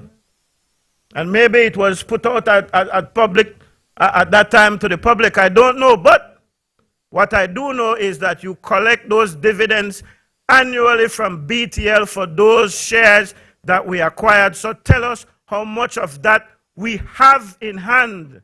Maybe you should have created a sinking fund. And I know you want the former Prime Minister too. If we are sending a letter and say the government will pay later on, it's not because we don't know where the money should come from. The money will come from the same dividends from those shares. Don't behave like there was not a plan. It is disingenuous. Don't make it appear that the UDP at the time didn't have a plan, and just like you just said that. The Prime Minister just sent one letter that was illegal. I'm not arguing that point. I'm telling you that monies were there and should be there. It would be nice, sir, if you want to be accountable. It would be nice if you want to be transparent for you to investigate. If you don't know, you could come back and tell when you talk to the nation again, you'll give them an interview and tell them the Sunshine Trust shares paid so much dividends over the time that it has been in the ownership of the government of Belize. This is the value, and in fact, that is the money that you're going to use to pay off the Social Security Board. And if it is the case that they owe the government to offset whatever the government had contributed to acquiring the Sunshine shares at the time. Let's not be disingenuous, man.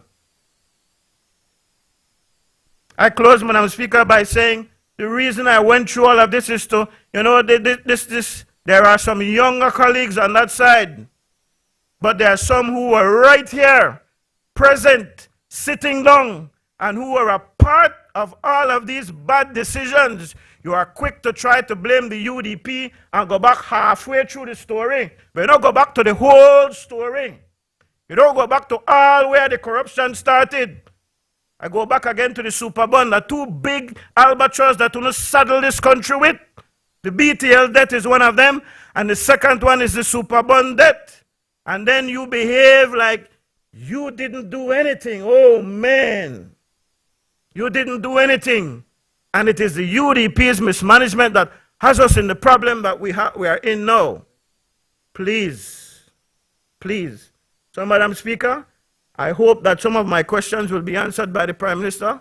I really would want to know what those dividends paid over the years so that we can know, in fact, how much of what the company actually earned is going back to pay for those shares. Thank you, Madam Speaker. I recognize the member for Fort George. Thank you, Madam Speaker. Good afternoon. Madam Speaker, I'm going to be brief with my response to the member from Cullet, because I believe that the member from Cullet, well, he took us down took the House down a memory lane, tried to go all the way back to 1989. But the fact of the matter is he failed to address two main points, and he refuses to accept these two main points. Number one, it was a hotel room compensation discussion. He refuses to accept that the former Prime Minister, Barrow, met with Ashcroft and his legal team. Some say he was there, meaning Prime Minister Barrow was there with his law partner, met with Ashcroft and his legal team in a hotel room. Now,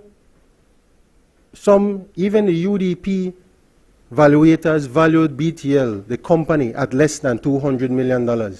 Yet for some reason, in this hotel room compensation discussion, the valuation of BTL or the compensation package for BTL went from under $200 million to over $500 million. Why is that? Why did we overpay more than 100% for BTL?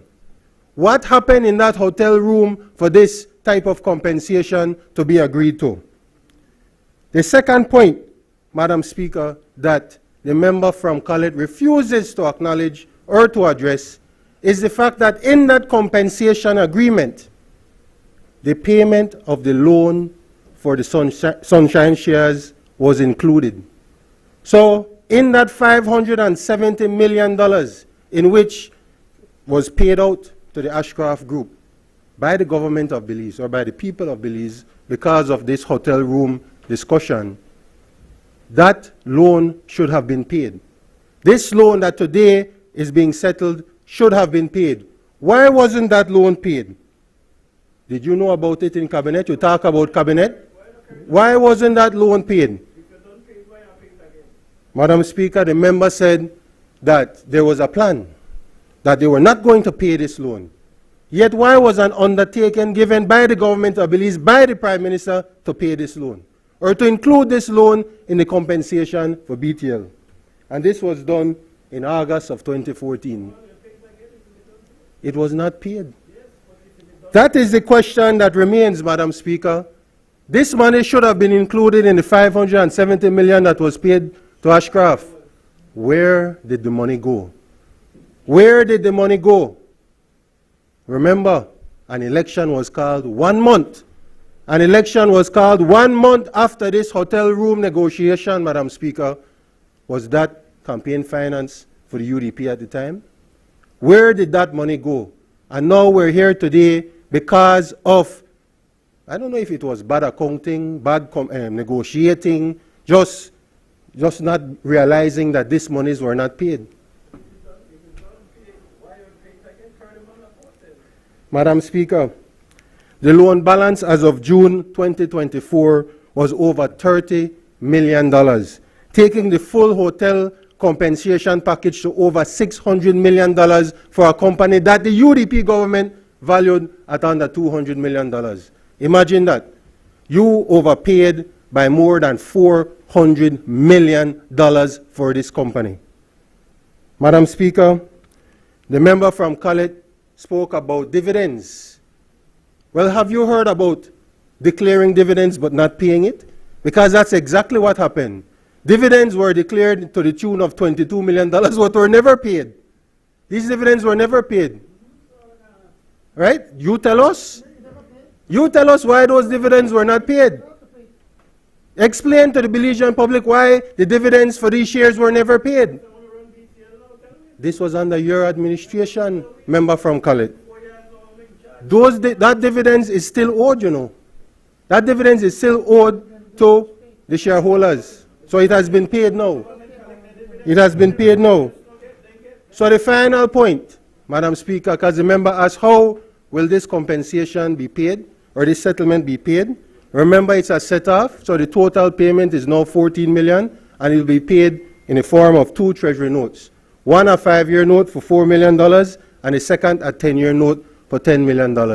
So those are the areas, Madam Speaker, that the member for Khaled, even though he rumbled on for a long time there, those are the points that he refuses to acknowledge, those are the points that he refuses to accept, that this settlement is being done because of whatever happened in 2015, when this loan should have been paid, those funds went elsewhere. And maybe that will never be learned where those funds actually gone.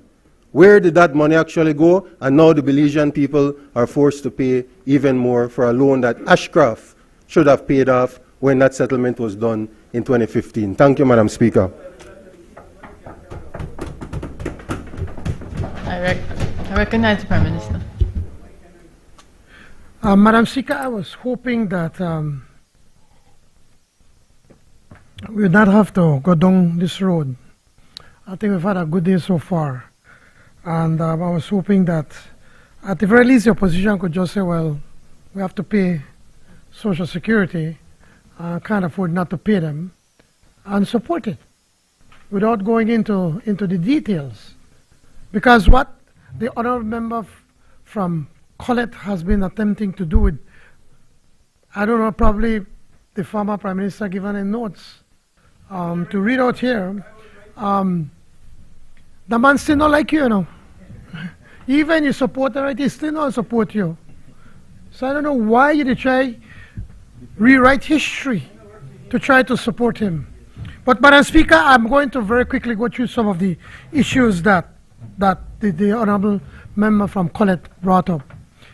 In 2008, when the new government got in, there were no issues with BTL. There were no issues. When you found out about the accommodation agreement, the leader, the Prime Minister then, a very good attorney, I would never take that away from him, knew that, and I'm here to say this because I don't want to go against my former Prime Minister, that accommodation agreement, when it was signed, when, for instance, there are 2 things that were signed there. One, with PUC saying that the PUC would not have access, right? Wait, yes. That's why I'm not hiding it. I am not hiding it. I'm telling you. And also on the issue of taxation. He knew that a minister, the Minister of Finance, cannot sign such agreement without the consent of the Public Utilities Commission and without the consent of the Commissioner of Income Tax. So all he had to do was go to court and challenge it, and he would have won. Story done. We don't have to go through all of this that you've gone through. I'm telling you, if you don't listen, man, that's your problem. You don't listen, and then you embarrass yourself. I listened to you when you were talking. The point is that there was no issue. That's why we have the courts. He could have gone to court, and all of that would have been settled then and there. And as to Sir Manuel Esquivel saying that he was a genius in putting the golden share in the hands of the government, well, at that time it was necessary. Do you know why it was necessary? Because there was no Public Utilities Commission. under the Public Utilities Commission, BTL or SMART or any company, telecommunication company, cannot set rates the way they want. They have to go to the PUC, and then just like with electricity, and then make a case, and then the formula is worked out to set the rates, to set the tariffs. So when that was done back then, and they gave the golden share, there was no Public Utilities Commission, so it was in the interest of Belize to ensure that the government has that golden share to ensure that the Belizean people are not easily fleeced. You change with time. Our government in 1998 came up with the Public Utilities Commission, the PUC, and then the PUC was the regulatory body that then set rates. So it doesn't matter who owns the company, because the PUC is going to set the rates. If you would shut up for a moment, man, and listen, and then so that you don't continue to embarrass yourself. So that is the problem, Madam Speaker. I think it's a joke for him to come and say that the BTL was so profitable under the UDP. You all were fleecing the company. Tell me how we fleeced the company. Tell me how. Please, I challenge you. We all know what happened under Anwar Barrow's reign. $100 million was spent for running fiber across this country, and there's no accountability for it. None. In 2 years. $100 million spent. We have had, but when you talk, I listened to you, man. When you were talking, I was listening, man. Madam Speaker, could you please ask the gentleman to shut up for a moment? Man, wait. Members, we can use better language than shut up, and we can certainly respect 42B. And the rhetorical questions that go across the aisle are rhetorical. It means you don't answer them. Please. 42B. Say the same, and I can say the same to you. Let's get back on track. The day's been fairly good so far. That's the problem, Madam Speaker. When the honorable member from Colette was talking, we listened. We never, I think most of it just zone out and don't listen to what they say. Because I know nonsense we talk about right here. But the point I'm trying to make, Madam Speaker, is that when he embarrasses himself to say that the BTL was losing money, did you realize that? It was your Prime Minister that came to the National Assembly that got a company, it was a British company, to put a value on BTL. And he said that he was not going to pay more than $100 million for BTL. That's what he said. Now ever we said that? And then you know they pay $600 million, man. That is the fact. I don't care what you want come or commercial agreement and all of that, because all of that could have been settled in court. And he would have won the case. But no, he won't go because to show him bigger and better and acquire the whole name. But also, the family members, the royal family, made millions of dollars in law fees. Remember when Miss Lois Young or Barrow back then, $5 million collect for one case, and he lose at the ICG, in England, the Privy Council. I don't know lawyers, so please. They fleeced millions of dollars in law cases, and they gone all over the world fighting this case. The same thing when you say, oh, we can't because we don't want to go across the world, but that's what he did. And stretched this out for years and years and years, that he ended up paying, when you total it without interest, $600 million. BTL, my friend, will never, ever be able to pay back that investment that your government did. And any person with a little bit of common sense will tell you, you don't do any kind of investments. And anybody with a little bit of common sense will tell you, well, we have the Public Utilities Commission to protect us from being, as you said, you claim that we're being fleeced. So don't try to rehash history. Don't try to rewrite history. These are the facts. Now, I don't have how much dividends we've collected from Sunshine Holdings. But when you make an investment, you expect to make profits on it. But don't come and tell me, oh, we make profits and we could use that to pay that loan that we made to Social Security. What kind of logic are you using? What? It is a flawed logic. You know why? Because the government took that money that they to pay off the Sunshine Holdings shares. They paid it in the settlement. That is why your government came back and tried to take the Ashcroft Alliance to court. Because they said, oops, we overpay, we need the money to go and pay Social Security. That's what happened. You end up all the way to the CCJ. Oh, they always win the Supreme Court right here. Because back then, you know how they used to control the judges. They used to win all of them. But then they got a CCJ, and they lose all of the cases.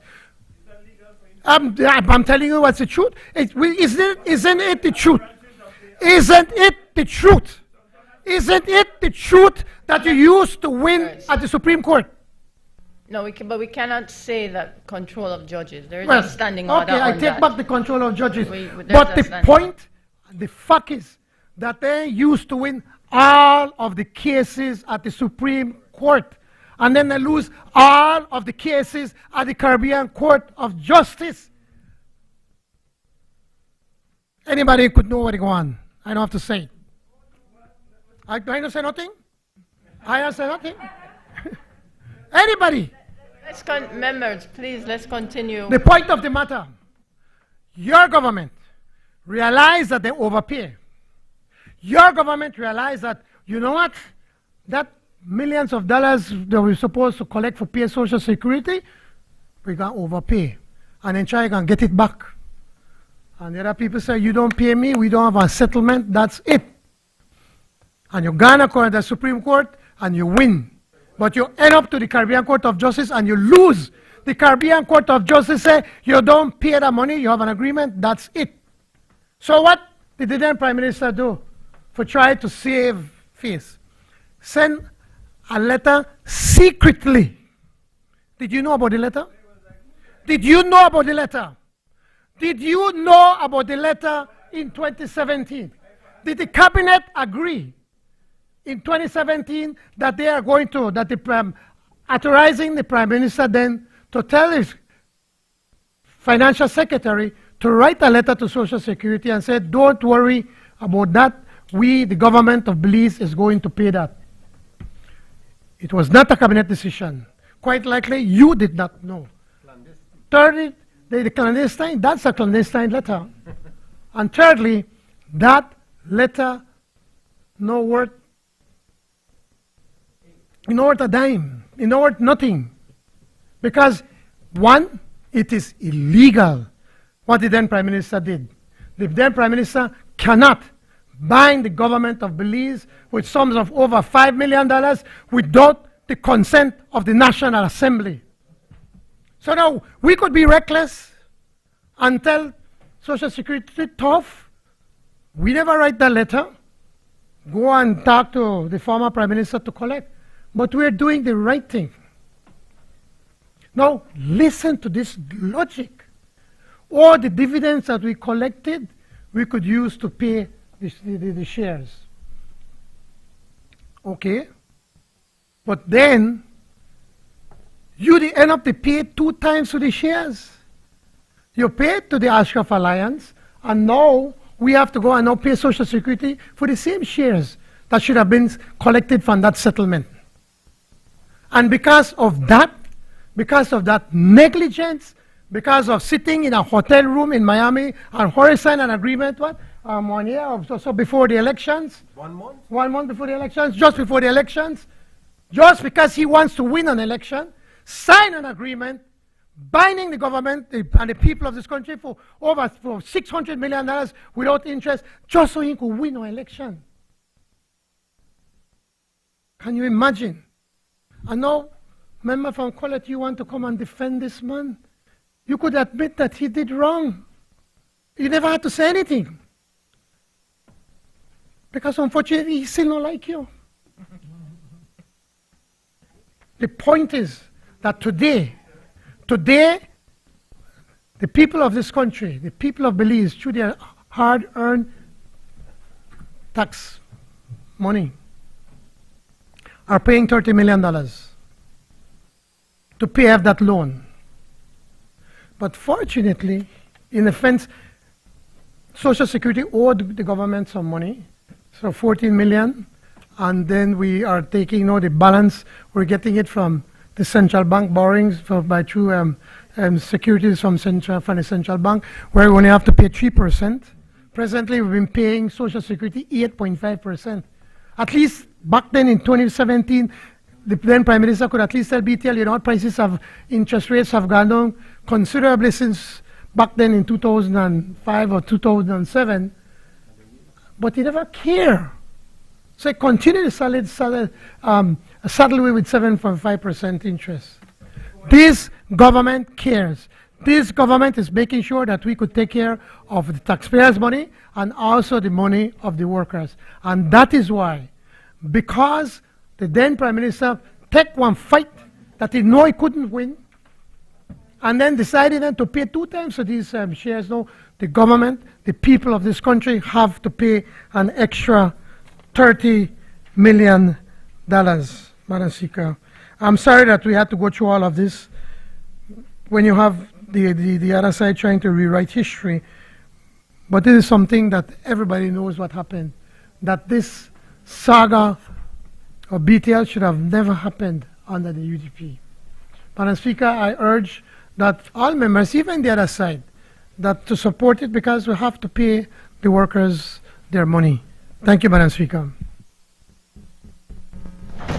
Honourable members, the question is that the bill for an act to facilitate the implementation of the terms of deed of settlement between the Government of Belize and the Social Security Board to settle and to set off certain debt obligations as between them that remain outstanding subsequent to Government of Belize's 2009 and 2011 compulsory acquisition and reacquisition of Sunshine Holdings Limited, as well as the shares owned by Sunshine Holdings Limited in Belize Telecommunications Limited for the BTL Employees Trust, and to provide for matters connected therewith or incidental thereto be read a second time. All those in favor kindly say aye. Aye. Those against kindly say no. I think the ayes have it. Bill for an act to facilitate the implementation of the terms of deed of settlement between the Government of Belize and the Social Security Board to settle and to set off certain debt obligations as between them that remain outstanding subsequent to GOB's 2009 and 2011 compulsory acquisition and reacquisition Sunshine Holdings Limited, as well as the shares owned by Sunshine Holdings Limited in Belize Telecommunications Limited for the BTL Employees Trust, and to provide for matters connected therewith or incidental thereto. We're now moving on to bills on 5, 6, 7, 8. I've been told they're going to group them together. So I recognize the Honorable Prime Minister.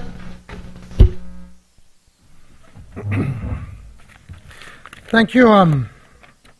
Madam Speaker, again I seek your indulgence to move the second reading of the Income and Business Tax Amendment Bill 2024, the Tax Administration and Procedure Amendment Bill 2024, the General Sales Tax Amendment Bill 2024, and the Stamp Duties Amendment Bill 2024, all together.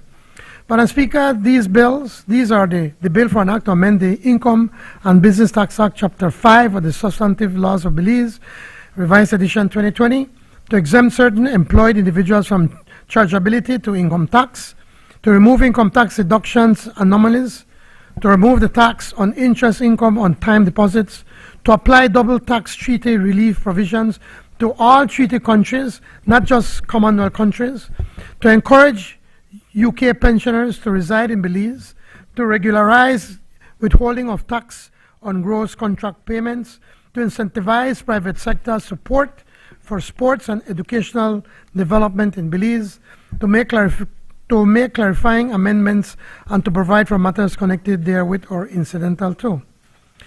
The bill for an act to amend the Tax Administration and Procedure Act, Chapter 51 of the Substantive Laws of Belize, Revised Edition 2020, to improve tax administration and enhance tax compliance, to enable electronic tax invoicing, to make clarifying amendments, and to provide for matters connected therewith or incidental to. The bill for an act to amend the General Sales Tax Act, Chapter 63 of the Substantive Laws of Belize, Revised Edition 2020, to enable electronic tax invoicing, to make clarifying amendments, and to provide for matters connected therewith or incidental thereto.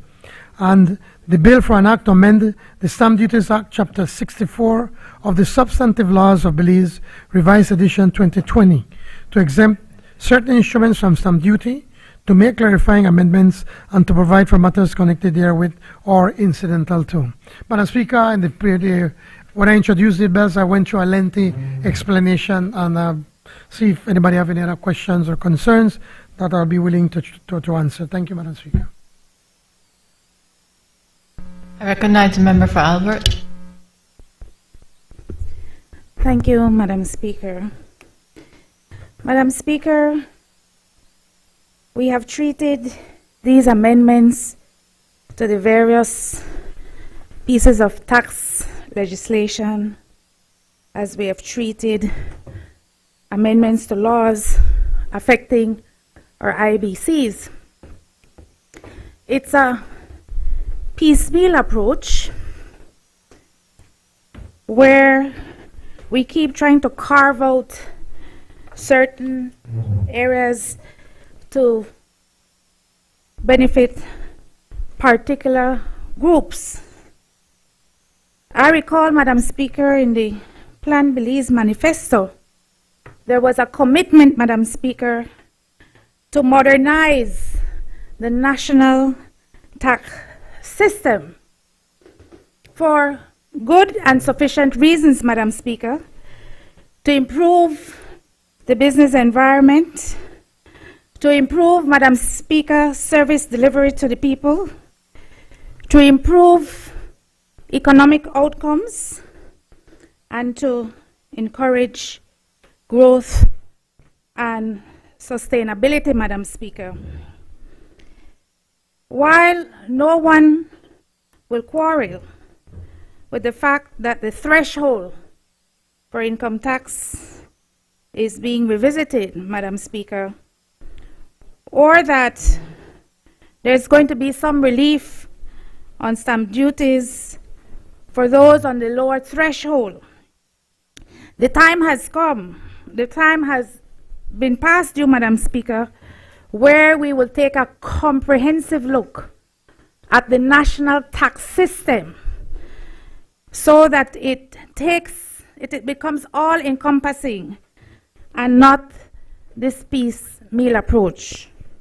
Madam Speaker, I urge the member of Orange Walk Central and the Prime Minister of this country, the Minister of Finance, to revisit its commitment in the Plan Belize Manifesto, Madam Speaker, where we talk about a holistic and comprehensive approach to tax reform. Thank you, Madam Speaker.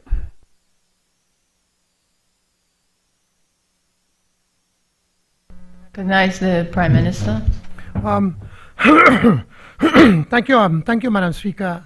And Madam Speaker, what we're doing is that we've been doing a lot of reforms. Honorable Member from Albert, and maybe when you have the time, maybe we could sit down and I could show all that we've been doing from the financial services, the tax service, the BTS, for instance, the issue of electronic invoicing, that will be able to tie the tax department to the customs department, as to the issue of the reduce or increasing the threshold to 29,000.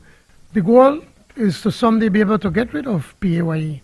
But whenever we do that, we have to see where we're going to get the revenues to be able to cover that. And yes, we are we have to take a phased approach because we can't do everything in one sweep. Why do I say that? Because if we do all of this in one sweep and then reduce the revenues from the government, then where will the revenues come from? We have to find where we could match it from. Right now, just with income tax, we're reducing over $3 million that we're going to be giving up. We have to find where we get that $3 million because we need that money, and we feel that we know already whereby we'll be coming up the increase in collection from customs and other departments, the growth in the economy, so that as the growth continues, then we can make more adjustments. But what we're doing here is that the very same issue that you all bring up all the time, and the public in general, the issue of cost of living and inflation, things that of where we have no control. We can't bring down the taxes on the goods that are being imported because, well, most of these items don't even pay taxes. So we find different ways on how we can help Belizeans. Income tax is one. Increasing the minimum wage is second. That, in effect, also forced or had to have the other businesses, private sector businesses, having to raise their salaries because now since the minimum wage went to $5, when we are pushing the free education again in phases, because we need to be able to do within our means, where you have almost 4,000 students not paying nothing. Again, that allows that when families have to pay for school fees and tuition and uniforms and that kind of thing, that money stays with the family. When you don't have to pay no tax for your house lot, or land that's less than $30,000, or a mortgage of over $100,000, you know. All of these we're doing from different areas. We're trying to find how we could ease that burden and to be able to put monies into the pockets of our citizens. So a comprehensive tax reform is good, and it sounds good and everything, but we could modernize all of this, but still we would not be able to reduce the taxes because we need it to be able to function. And there's the needs are endless in the government. You've been there, I'm sure you know it, right? Right now we have these endless rains for weeks have been raining, so pretty soon I'm sure that the Ministry of Infrastructure Development will have to come to cabinet and say, well, we'll have to try to fix all of these streets, all of these roads, all of these farm roads and everything. That's just one example. When we had forest fires that we've never had, as far as we could recall, because of climate change, again we had to find money to be able to help the small farmers that lost their crops. So yes, a comprehensive approach is laudable and it's preferable, but we have to recognize that we have to deal with what we have. We're doing a phased approach, but at the same time we're in constant communications and discussion with the IMF and the World Bank and see how we could modernize certain aspects of the tax code and the other areas. So I accept the point that you make, but the reality is that we have to take a phased approach. Thank you, Madam Speaker. Honourable members, the question is that the following bills be read a second time. Bill for an Act to amend the Income and Business Tax Act, Chapter 55 of the Substantive Laws of Belize, Revised Edition 2020, to exempt certain employed individuals from chargeability to income tax, to remove income tax deduction anomalies, to remove the tax on interest income on time deposits, to apply double tax treaty relief provisions to all treaty countries, not just Commonwealth countries, to encourage UK pensioners to reside in Belize, regularize withholding of tax on gross contract payments, and to incentivize private sector support of sports and educational development in Belize, to make clarifying amendments and to provide for matters connected therewith or incidental thereto. Bill for an Act to amend the Tax Administration and Procedure Act, Chapter 51 of the Substantive Laws of Belize, Revised Edition 2020, to improve tax administration and enhance tax compliance, to enable electronic tax invoicing, to make clarifying amendments, and to provide for matters connected therewith or incidental thereto. Bill for an Act to amend the General Sales Tax Act, Chapter 63 of the Substantive Laws of Belize, Revised Edition 2020, to enable electronic tax invoicing, to make clarifying amendments, and to provide for matters connected therewith or incidental thereto.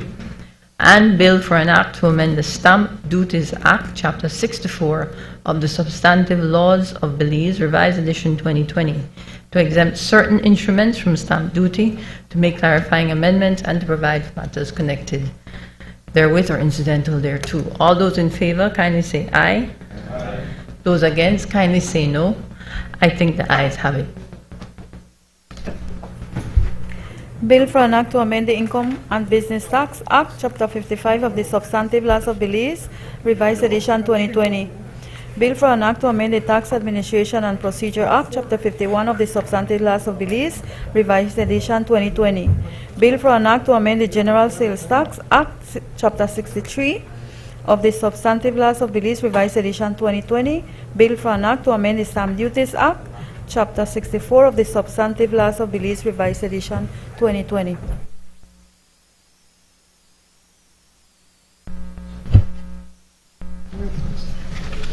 I recognize the Honorable Prime Minister and Minister of Finance, Economic Development, Investments and Levy. Mr. Speaker, I move the second reading for a bill for an act to amend the Business Names Act, Chapter 247 of the Substantive Laws of Belize, Revised Edition 2020, to make a certificate of registration valid for 1 year, to make clarifying amendments, and to provide for matters connected therewith or incidental thereto. At the previous host meeting, when I introduced the bill, I had already explained this bill. See if anyone has any questions. Thank you very much. I move the second reading. Honorable members, the question is that the bill for an act to amend the Business Names Act, Chapter 247 of the Substantive Laws of Belize, Revised Edition 2020, to make a certificate of registration valid for 1 year, to make clarified amendments, and to provide for matters connected therewith or incidental thereto, be read a second time. All those in favor, kindly say aye. Those against, kindly say no. I think the ayes have it. Bill for an Act to amend the Business Names Act, Chapter 247 of the Substantive Laws of Belize, Revised Edition 2020. I recognize the Honorable Prime Minister and Minister of Finance. Mr. Speaker, I move the second reading of a bill for an act to amend the Designated Processing Areas Act, Chapter 280 of the Substantive Laws of Belize, Revised Edition 2020, to accommodate the continued development of the global digital services sector, to incentivize and further support the agricultural sector, to establish a special border entertainment zone, and to provide for matters connected therewith or incidental to. Again, I've already explained the bill, what we are attempting to do. Honorable members, I move.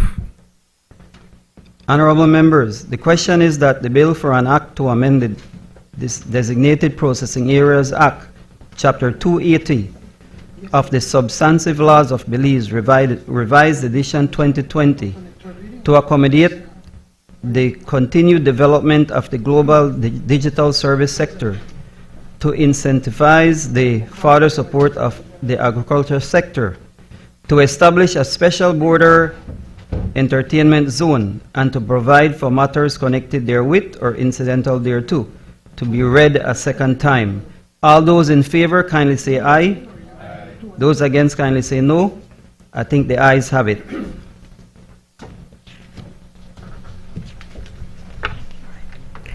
Bill for an Act to amend the Designated Processing Areas Act, Chapter 280 of the Substantive Laws of Belize, Revised Edition 2020. I recognize the Honorable Prime Minister.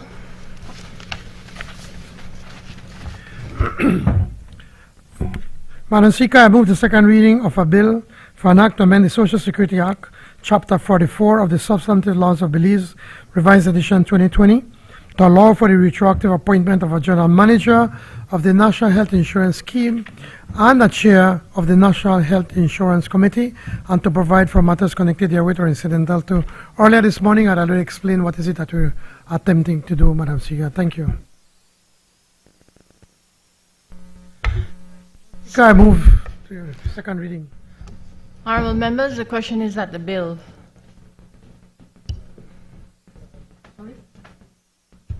I'm sorry, Madam.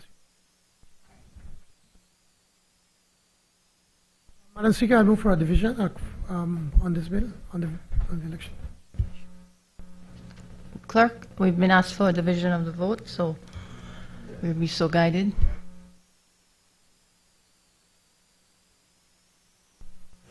A division has been called on the Social Security Amendment Bill 2024. Honorable John Briceño. Yes. Honorable Cordell Hyde. Aye. Honorable Francis Fonseca. Aye. Honorable Jose Abelardo May. Absent. Honorable Julius Espat. Honorable Rodwell Ferguson Sr. Honorable Dolores Valderramos Garcia. Aye. Honorable Karim Musa. Aye. Honorable Florencio Marin Jr. Aye. Honorable Oscar Riquena. Absent. Honorable Orlando Habet. Aye. Honorable Anthony Mahler. Aye. Honorable Kevin Bernard. Aye. Honorable Henry Charles Usher. Aye. Honorable Michelle Shebat. Aye. Honorable Andre Perez. Honorable Ramon Cervantes. Aye. Honorable Ramiro Ramirez. Aye. Honorable Oscar Mira. Aye. Honorable Marconi Leal. Aye. Honorable Gilroy Usher. Aye. Honorable Luis Balona. Honorable Jorge Espat. Aye. Dr. Honorable Luis Zabani. Honorable Elvia Vega Samos. Aye. Dr. Honorable Osmond Martinez. Aye. Honorable Moses Barrow. Honorable Ugo Pat. Honorable Dennis Barrow. Honorable Patrick Faber. Honorable Tracy Panton.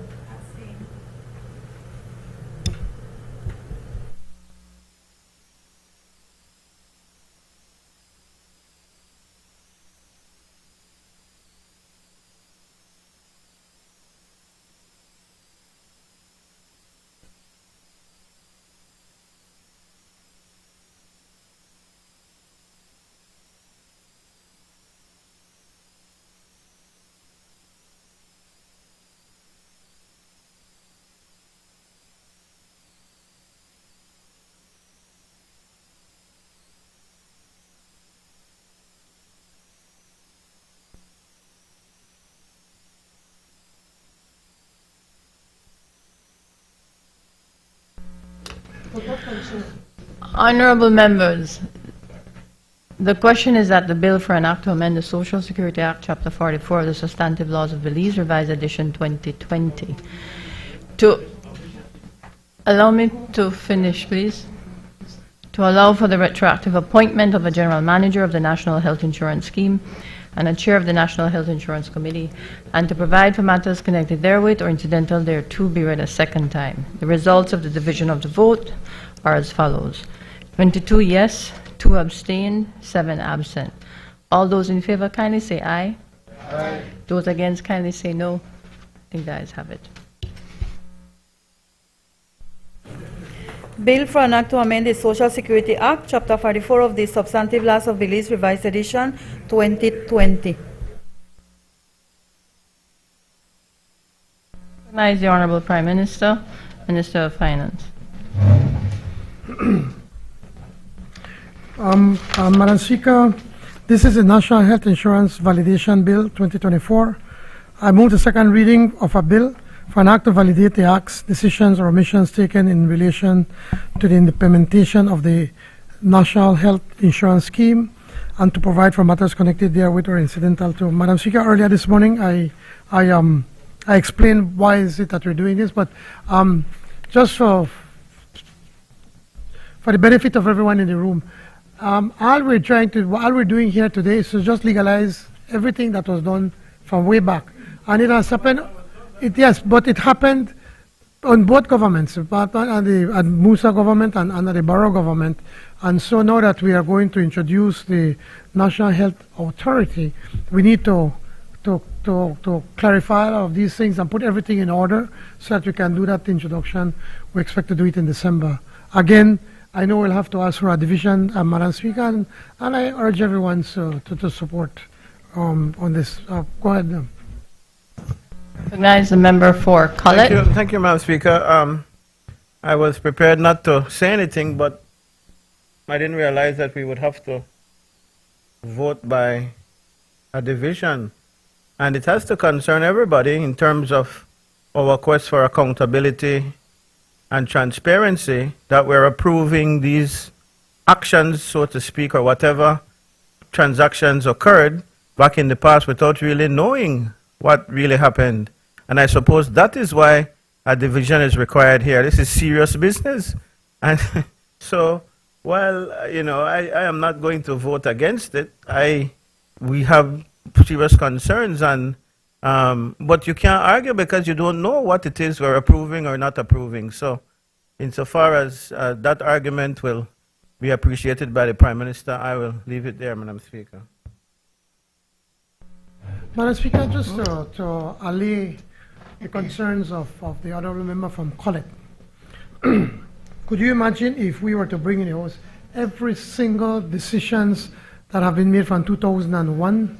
And I mean, during your government, you brought here for hundreds of millions of dollars for us to validate.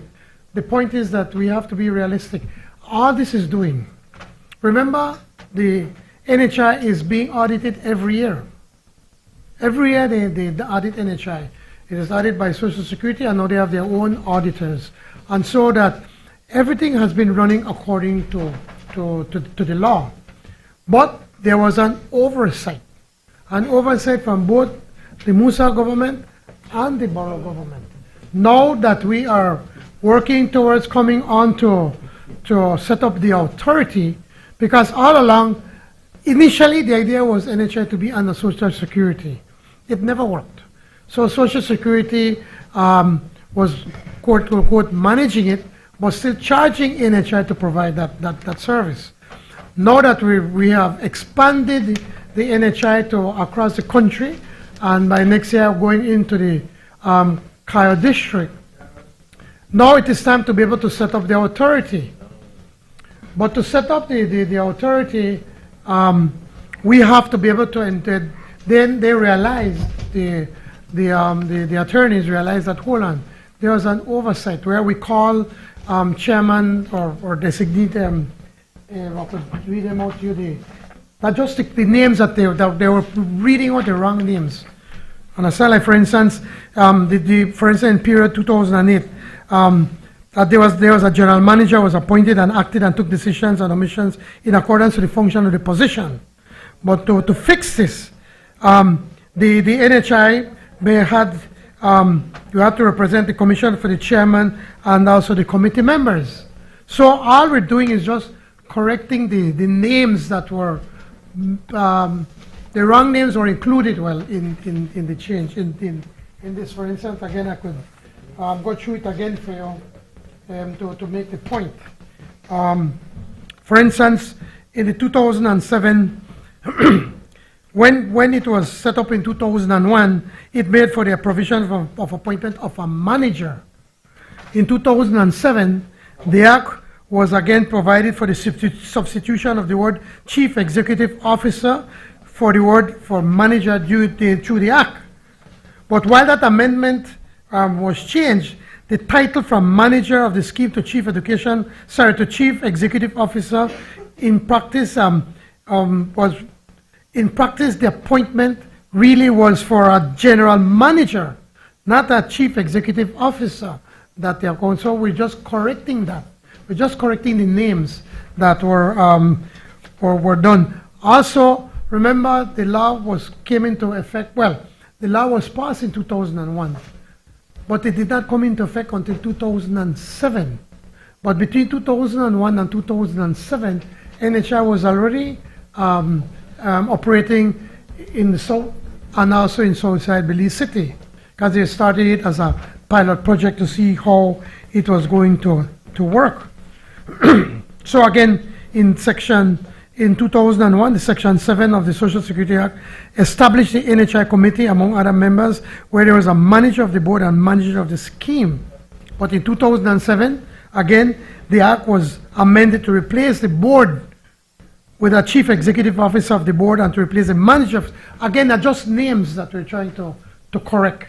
And I know it's kind of confusing, and even us, we had to go through that, but that's why we pay lawyers a lot of money, I guess. Because when we were working, I'm sorry?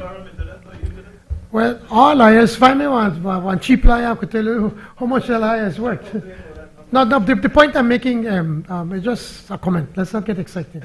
The point I'm making is that now that we're working on setting up the NHI authority, they were reviewing the act under the Social Security, and then that is when it came to light that they were confusing the names, and so it had to be corrected to be able to close this and move on to the authority.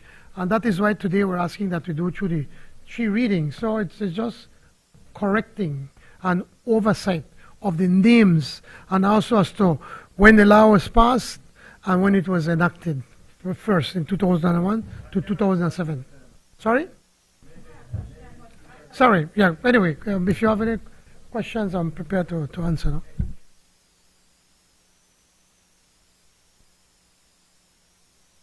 You yield? Yeah, go ahead.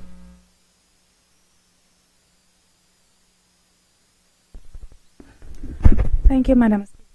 Thank you, Member for Orange Walk Central. While you refer to the, while you refer to names, this is to correct omissions or confusion in how positions were reflected in responsibilities. It also says in clause 3 that everything that had been done, purportedly, right, is deemed to have been lawfully and validly enacted between the period of August 9th of 2021 and August 31st of 2007. That's a lot of no, we don't know for sure what those transactions, what may or may not have been lawfully done, and to have a blanket clause and a blanket approval. Yeah, sorry. So I do have that concern, Prime Minister, that it's not only about the positions held, but what may have happened under those representatives who were purportedly or legally the administrators of the NHI initiative. You yield, Prime Minister, for one more. Yeah. We're not fighting, PM, and actually what I said to my leader is that to be honest, the way you present it, and I understand your colleagues on that side support it, I don't know that there's an easier way to do it, but that does not take away the fact that there might be devil in the details that we don't know. And so, you know, I still feel obliged to not vote for it. I mean, sorry, to abstain. Because there might well be devil in the details, which you can't possibly present here today, the entire list of decisions, transactions, omissions, whatever may have been the case. Yeah, but so respectfully, we on this side will abstain again, but please, we understand your position, and as far as we are concerned, I'm not sure that there is an easier way that you could have done this. Again, thank you, Madam Speaker, and again, thanks to both members of the opposition for sharing their concern, and they are valid concerns. But again, to try to ease their concerns, and hopefully that they would support what we're doing here. The actions have already taken place, okay? Social Security have been auditing these statements every year. There are signed audits of the transactions and actions of what has taken place under NHI. So if you at any time want to go and check for any year, please, you're welcome to. You can go and check. So because we're saying, okay, we were using the wrong terminology or the wrong name, we have to correct that name. But because we're correcting that name, then we're moving all the actions that this name had to this other name has to be attached to that. That is why we're saying all the actions, etc., and omission. That is the legal language that the lawyers come from. It's not that because there's an omission, but because they have to cover everything. Yes, it does not mean there's any omission. These have been audited. There are audited statements every single year, both under the Musa administration, under the Barrow administration, and under our administration. There are audited statements to show that nothing undue has been done. Again, I repeat. Again, I repeat. The reason why we found out about this, Madam Speaker, is because now we're working on the authority. Now that we've been covering the entire country. So in December, we're hoping that we can bring in the bill to introduce the National Health Insurance Authority. And it is during that time that it was discovered. I said, oops, hold on. Their names don't look correct, so we have to correct it. And the only way we could do is by a validation bill. And when you do the validation bill, then you need at least a minimum of 2/3 of the House. And that is why we're asking a division, not to try to put your position in a awkward position or anything like that. It's simply because it is required under the Constitution. So I urge you to support. There's nothing nefarious, nothing undue. We're just cleaning up as we close this chapter and move on to the National Health Insurance Authority. Thank you, Madam Speaker.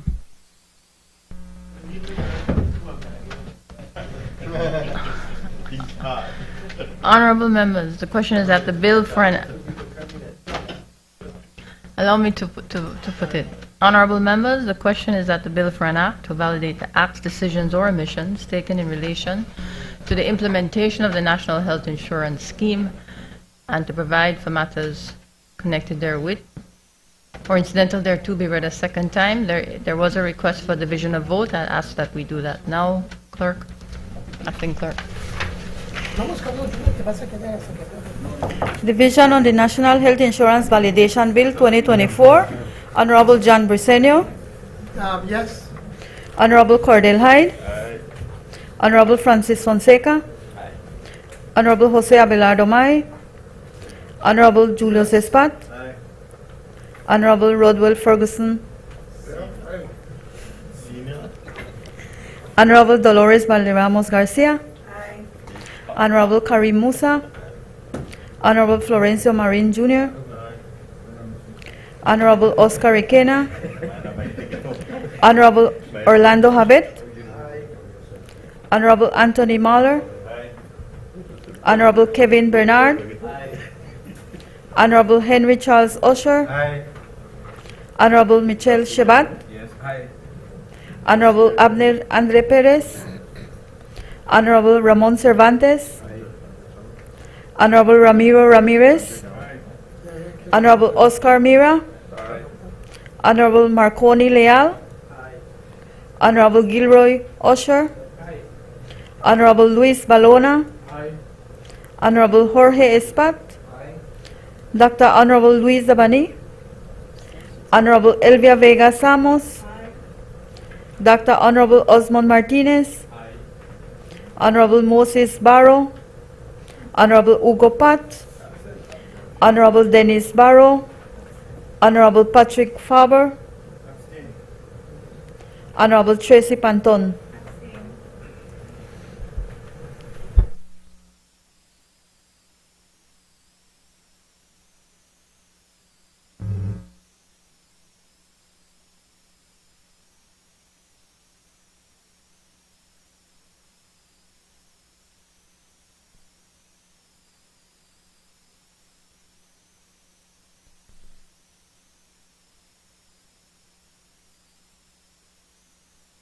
Results of the division is as follows: yes 22, abstain 2, absent 7. So all those in favor?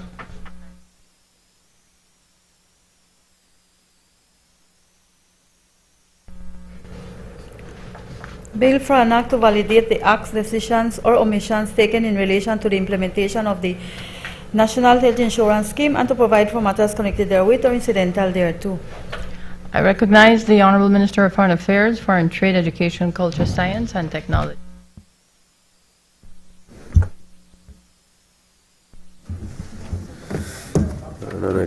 Madam Speaker, this is the National Institute of Culture and History Bill 2024. I move the second reading of a bill for an act to amend the National Culture and History Act, Chapter 331 of the Substantive Laws of Belize, Revised Edition 2020, to strengthen the power of the National Institute of Culture and History, to protect and preserve resources in reserves, to standardize the definition of minister throughout the Act, to provide stricter penalties for offences, and to provide for matters connected therewith or incidental thereto.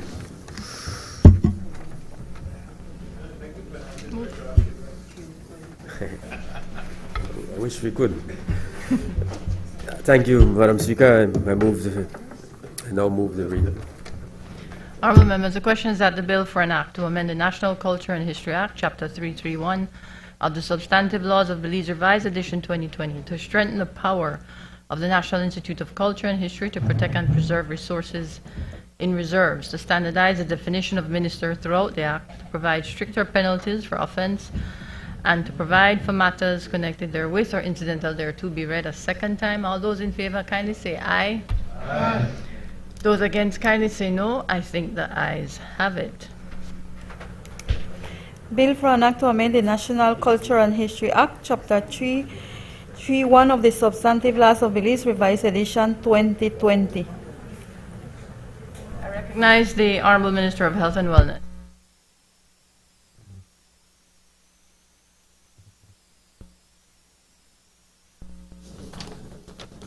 Madam Speaker, this is the Disaster Preparedness and Response Amendment Bill 2024.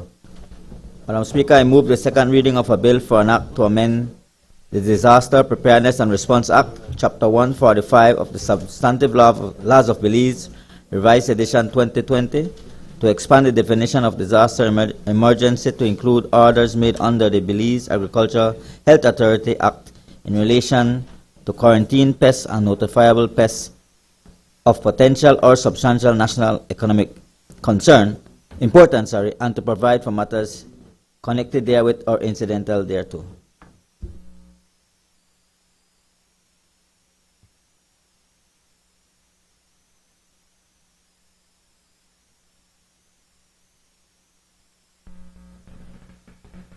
Okay.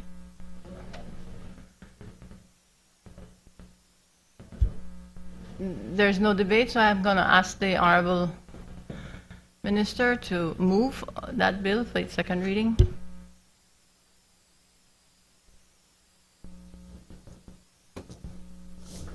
Madam Speaker, I move the second reading. Honourable members, the question is that the bill for an act to amend the Disaster Preparedness and Response Act, Chapter 145 of the Substantive Laws of Belize, Revised Edition 2020, to expand the definition of disaster emergency to include orders made under the Belize Agricultural Health Authority Act in relation to quarantine pests, notifiable pests of potential or substantial national economic importance, or diseases, economic importance, and to provide for matters connected therewith or incidental thereto be read a second time. All those in favor kindly say aye. Aye. Those against kindly say no. I think the ayes have it. Bill for an Act to amend the Disaster Preparedness and Response Act, Chapter 145 of the Substantive Laws of Belize, Revised Edition 2020. Recognize the Honorable Minister of Health and Wellness. Madam Speaker, in accordance with Standing Order 62, I seek the indulgence of this Honorable House to withdraw the Carl Hushner Memorial Hospital Authority Amendment Bill 2024. If I may add just a short, brief explanation, Madam Speaker. As you are aware, and this Honorable House is aware, on the 18th of October 2024, I rose and presented the first reading of the Carl Hushner Memorial Hospital Amendment Bill 2024, and the bill was referred to the Health and Human Development Committee.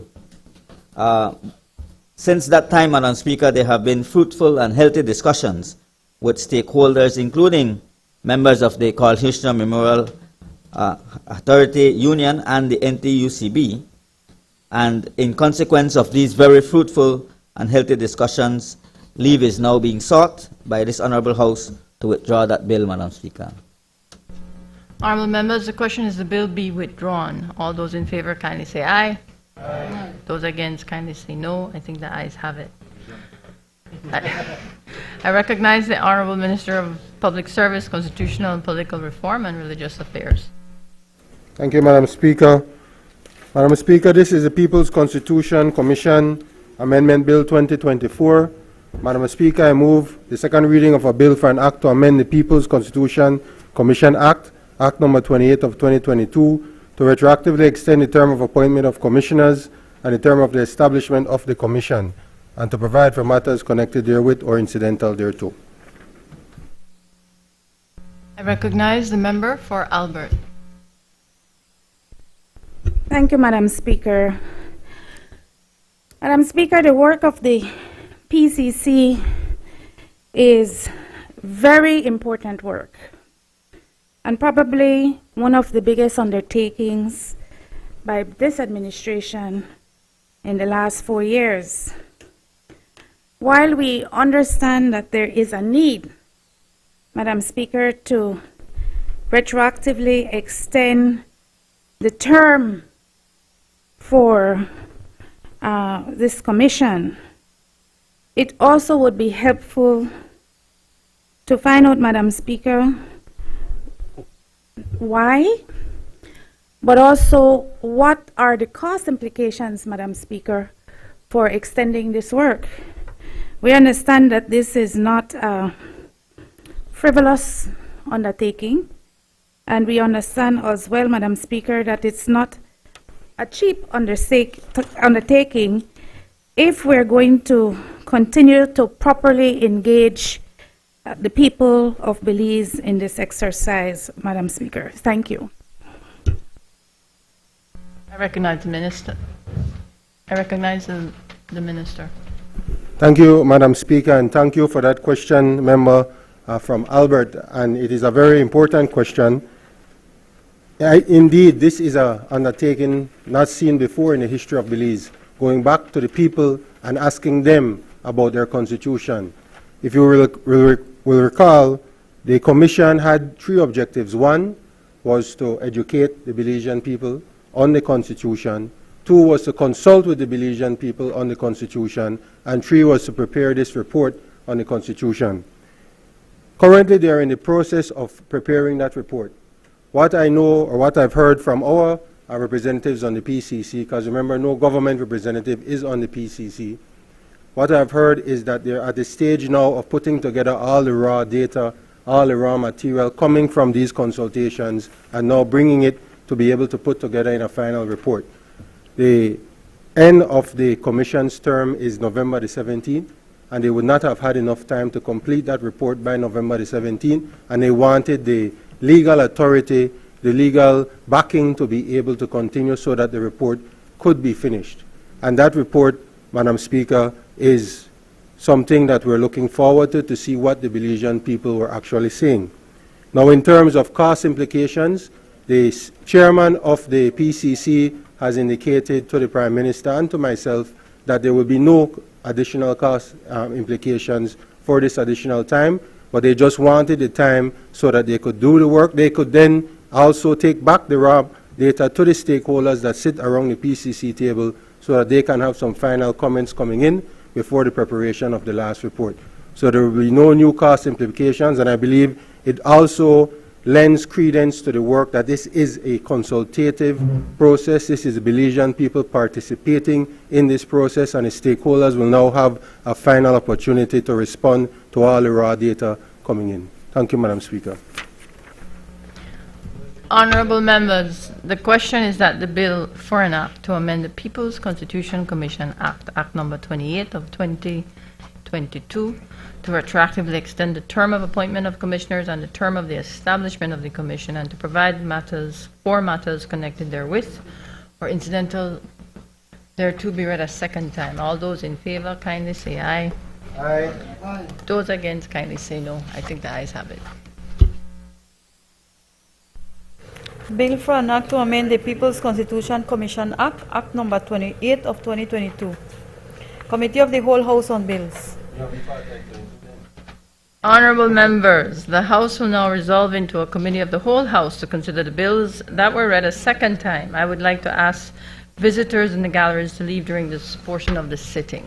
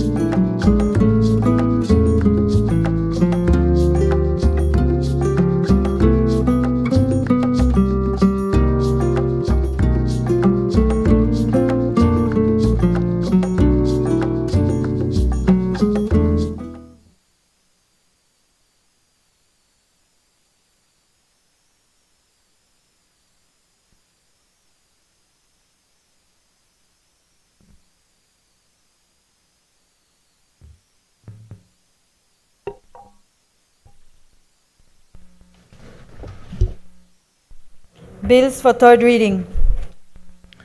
I recognize the Honorable Prime Minister.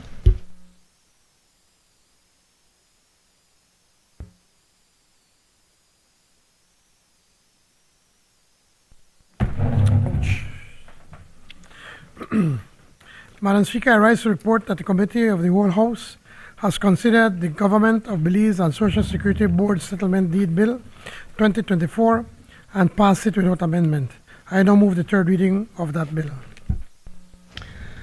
Honorable members, the question is that the bill for an act to facilitate implementation of the terms of the deed of settlement between the Government of Belize and the Social Security Board to settle and to set off certain debt obligations as between them that remain outstanding subsequent to Government of Belize's 2009 and 2011 compulsory acquisition and reacquisition of Sunshine Holdings Limited, as well as the shares owned by Sunshine Holdings Limited in Belize Telecommunications Limited for the BTL Employees Trust, and to provide for matters connected therewith or incidental thereto be read a third time. All those in favor kindly say aye. Aye. Those against kindly say no. I think the ayes have it. Bill for an act to facilitate the implementation of the terms of a deed of settlement between the Government of Belize and the Social Security Board. Recognize the Honorable Prime Minister. Madam Speaker, I rise to report that the Committee of the Whole House has considered the Financial Services Commission Amendment Bill 2024 and the Securities Industry Amendment Bill 2024 and passed them without amendments. I now move the third reading of these two bills. Honorable members, the question is that the bill for an act to amend the Financial Services Commission Act, Act Number 8 of 2023, to provide for the chairperson of the appeal panel to be the Chief Justice, a judge of the High Court, or attorney at law with the qualifications of a judge of the High Court, and to provide for matters connected therewith or incidental thereto be read a third time. All those in favor kindly say aye. Aye. Those against kindly say no. I think the ayes have it. Honorable members, the question is that the bill for an act to amend the Securities Industry Act, Act Number 46 of 2021, to provide for appeals of decisions of the Commission to be made to the appeal panel under the Financial Services Commission Act, and to provide for matters connected therewith or incidental thereto be read a third time. All those in favor kindly say aye. Aye. Those against kindly say no. I think the ayes have it. Bill for an act to amend the Financial Services Commission Act, Act Number 8 of 2023. Bill for an act to amend the Securities Industry Act, Act Number 46 of 2021. Recognize the Honorable Prime Minister. Madam Speaker, I rise to report that the Committee of the Whole House has considered the Income and Business Tax Amendment Bill 2024, the Tax Administration and Procedure Amendment Bill 2024, the General Sales Tax Amendment Bill, and the Stamp Duties Amendment Bill 2024, and pass them without amendments. I now move the third reading of those four bills. Honorable members, the question is that the following bills be read a third time. Bill for an act to amend Income and Business Tax Act, Chapter 55 of the Substantive Laws of Belize, Revised Edition 2020. To exempt certain employed individuals from chargeability to income tax, to remove income tax deduction anomalies, to remove the tax on interest income on time deposits, to apply double tax treaty relief provisions to all treaty countries, not just Commonwealth countries, to encourage UK pensioners to reside in Belize, to regularize withholding of tax on gross contract payments, to incentivize private sector support of sports and educational development in Belize, to make clarifying amendments and to provide for matters connected therewith or incidental thereto. Bill for an act to amend the Tax Administration and Procedure Act, Chapter 51 of the Substantive Laws of Belize, Revised Edition 2020, to improve tax administration and enhance tax compliance, to enable electronic tax invoicing, to make clarifying amendments and to provide for matters connected therewith or incidental thereto. Bill for an act to amend the General Sales Tax Act, Chapter 63 of the Substantive Laws of Belize, Revised Edition 2020, to enable electronic tax invoicing, to make clarifying amendments, and to provide for matters connected therewith or incidental thereto. And Bill for an act to amend the Stamp Duties Act, Chapter 64 of the Substantive Laws of Belize, Revised Edition 2020, to exempt certain instruments from stamp duty, to make clarifying amendments, and to provide for matters connected therewith or incidental thereto. All those in favor kindly say aye. Aye. Those against kindly say no. I think the ayes have it. Bill for an act to amend the Income and Business Tax Act, Chapter 55 of the Substantive Laws of Belize, Revised Edition 2020. Bill for an act to amend the Tax Administration and Procedure Act, Chapter 51 of the Substantive Laws of Belize, Revised Edition 2020. Bill for an act to amend the General Sales Tax, Chapter 63 of the Substantive Laws of Belize, Revised Edition. Bill for an act to amend the Stamp Duties Act, Chapter 64 of the Substantive Laws of Belize, Revised Edition 2020. I recognize the Honorable Prime Minister. Madam Speaker, I rise to report that the Committee of the Whole House has considered the Business Names Amendment Bill 2024 and passed it without amendment. I now move the third reading of that bill. Honorable members, the question is that the bill for an act to amend the Business Names Act, Chapter 247 of the Substantive Laws of Belize, Revised Edition 2020, to make a certificate of registration valid for 1 year, to make clarifying amendments, and to provide for matters connected therewith or incidental thereto be read a third time. All those in favor kindly say aye. Aye. Those against kindly say no. I think the ayes have it. Bill for an act to amend the Business Names Act, Chapter 247 of the Substantive Laws of Belize, Revised Edition 2020. I recognize the Honorable Prime Minister.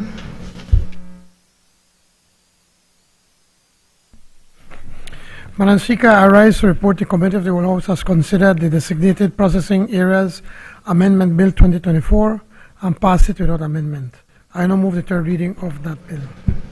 Honorable members, the question is that the bill for an act to amend the Designated Processing Areas Act, Chapter 280 of the Substantive Laws of Belize, Revised Edition 2020, to accommodate the continued development of the global digital services sector, to incentivize and further support the aquaculture sector, to establish a special border entertainment zone, and to provide for matters connected therewith or incidental thereto be read a third time. All those in favor kindly say aye.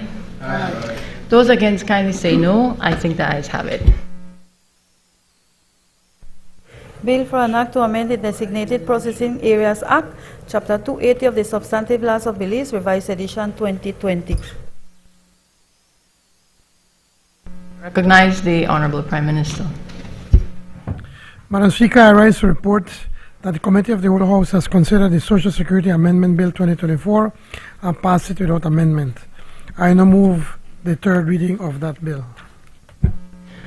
Honorable members, the question is that the bill for an act to amend the Social Security Act, Chapter 44 of the Substantive Laws of Belize, Revised Edition 2020, to allow for the retroactive appointment of a General Manager of the National Health Insurance Scheme and the Chair of the National Health Insurance Committee, and to provide for matters connected therewith or incidental thereto be read a third time. All those in favor kindly say aye. Aye.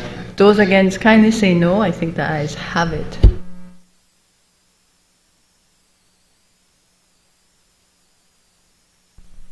Bill for an act to amend the Social Security Act, Chapter 44 of the Substantive Laws of Belize, Revised Edition 2020.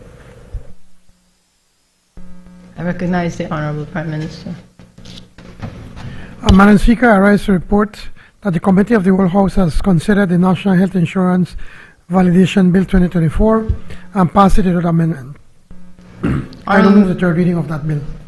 Honorable members, the question is that the bill for an act to validate the acts, decisions, or omissions taken in relation to the implementation of the National Health Insurance Scheme and to provide for matters connected therewith or incidental thereto be read a third time. All those in favor kindly say aye. Aye. Those against kindly say no. I think the ayes have it. Bill for an act to validate the acts, decisions, or omissions taken in relation to the implementation of the NHI scheme and to provide for matters connected therewith or incidental thereto. I recognize the Honorable Minister of Foreign Affairs, Foreign Trade, Education, Culture, Science, and Technology. Madam Speaker, I rise to report that the Committee of the Whole House has considered the National Institute of Culture and History Amendment Bill 2024 and passed it without amendment. I now move the third reading of that bill.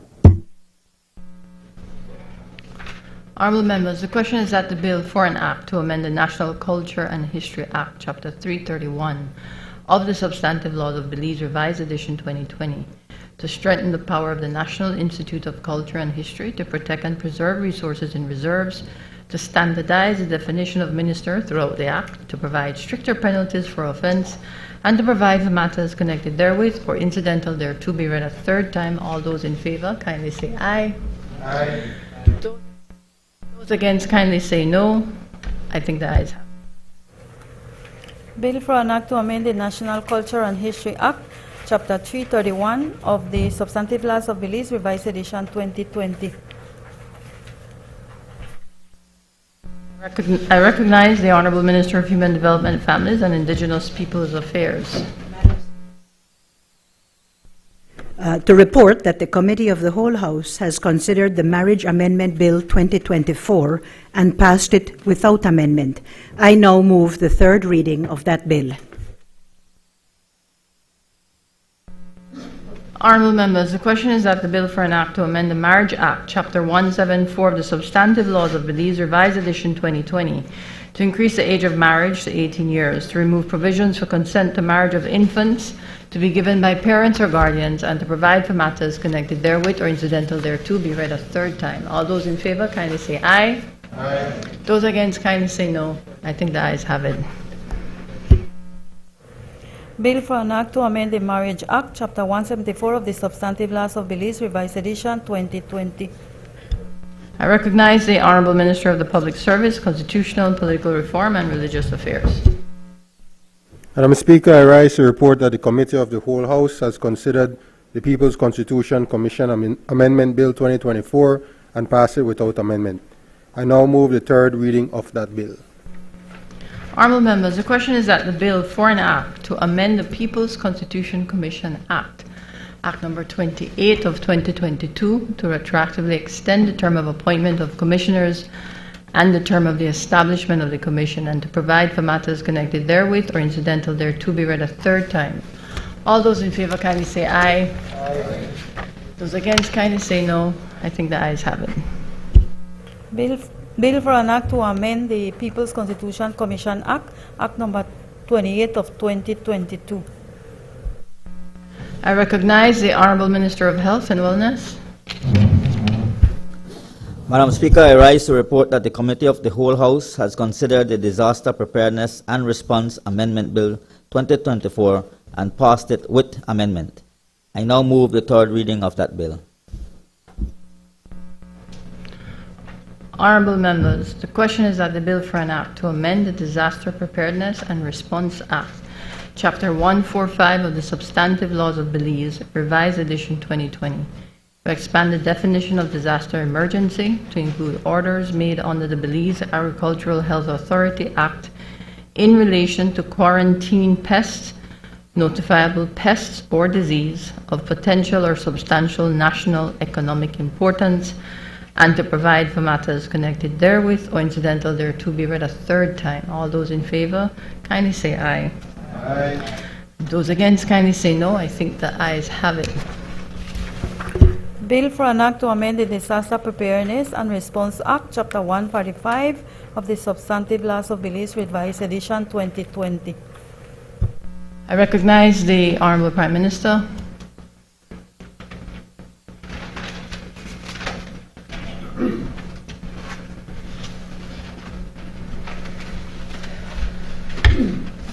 Madam Speaker, before I move, again, I need to congratulate you as being elected, the newly elected chairman or chairperson of the Commonwealth Parliamentary Association Small Branches Network, that you are just elected, so congratulations.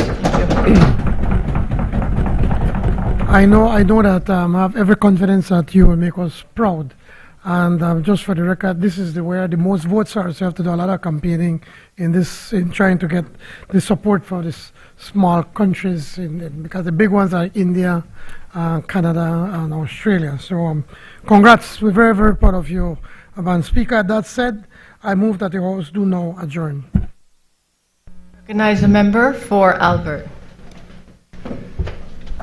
Thank you, Madam Speaker. I would like to associate my words with that of the Honorable Prime Minister, member for Orange Walk Central, and congratulating you as the new chairperson for the small branches of the CPA. I understand, Prime Minister, we almost had a clean sweep for the region at the recent meetings in Australia. No, Commonwealth, it was a Commonwealth. Before I get into the matter of national concern, Madam Speaker, I'd like to preface my remarks by saying that I have always enjoyed a very productive relationship with the Ministry of Health, Madam Speaker, with the member here from Orange Walk East, and with the Chief Executive Officer in the Ministry of Health, Mr. Sabido. And whenever I call on either the Minister of Health or his CEO, they have always been quick to respond, Madam Speaker, in trying to find a solution to the challenges we're facing with patients who come from the Albert constituency. But, Madam Speaker, there is a matter of national concern that I feel compelled to raise in the House, Madam Speaker, and it has to do, Madam Speaker, with your birthright, Madam Speaker, and the ability of young parents to be able to register their newborns at the time of birth. Madam Speaker, it is a repeated problem that we face in Albert and in many other constituencies I'm aware of in Belize City. What happens, Madam Speaker, is that at the KHMH, while the law is very clear, Madam Speaker, that you cannot refuse a child the opportunity to be registered, what happens in practice, Madam Speaker, is that the parents are not given the appropriate paperwork, Madam Speaker, unless the parents either pay the bill in full or two, pay half of the bill and then sign a payment plan for the other half. While I am not advocating, Madam Speaker, for the hospital services and health not that those bills be left unpaid, they must be paid, Madam Speaker, so we can offer services to other citizens. But it has become a real problem. We find that because babies can't be registered, they are not able to get their Social Security cards. And it is required, Madam Speaker, a Social Security number is required for all sorts of things. It's your national ID number in effect. It's required for clinic services at NHI, Madam Speaker. Babies can use their mother's Social Security ID number for a period of 3 months, but after that, they must present their own Social Security ID number or they are refused services. At least that has been our experience in Albert. There's also a new provision in an effort to streamline the assistance of government services, particularly with education, where you're submitting an application for school assistance that the child must present its invoice and a Social Security number so that those requests can be facilitated. So those are the two pressing examples that come to mind, Madam Speaker. And while at every opportunity, when I've had to call the Ministry of Health for assistance, I have been assisted, Madam Speaker. It really ought to be fixed, either via public awareness campaigns, either training of the staff at the KHMH and other public health facilities as to what the law says, what the law requires, but we cannot continue to have babies in this country who are not registered because a parent has been unable to meet the hospital bill in full. So, Madam Speaker, I know this is a continuous conversation I've been having with the Ministry of Health, and the CEO in particular has always referred me to someone who can help me sort it out at the KHMH.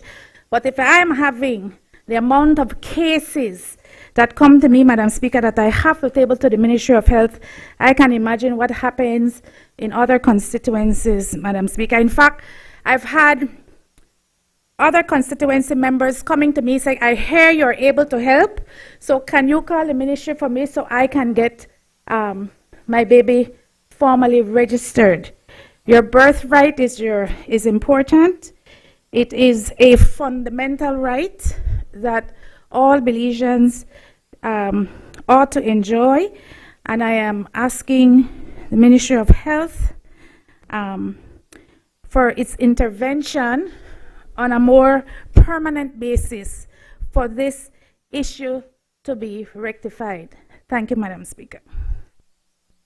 I recognize the Minister of Health and Wellness. Thank you, Madam Speaker. And I would just briefly want to thank the member for her concerns. And while there may have been similar concerns, I know that the Board of Governors at the Carl Hirschner Memorial Hospital, including the ministry hospitals across the country, has a policy that we are not to refuse anyone documentation, whether or not they owe any facility. And I know that in speaking to the CEO, she has also informed us that that policy has been sent down to her team at the facility. But I will follow up the issue if it is still persisting, and to ensure that we put correction to that matter. But definitely, it's something that ought not to happen. Thank you. I recognize the member for Collett. Madam Speaker, I'll be very quick. I rise to share a matter of national concern that, to me, is evident, Madam Speaker. It makes us a bit impotent in terms of dealing with the issues that come to this Honorable House.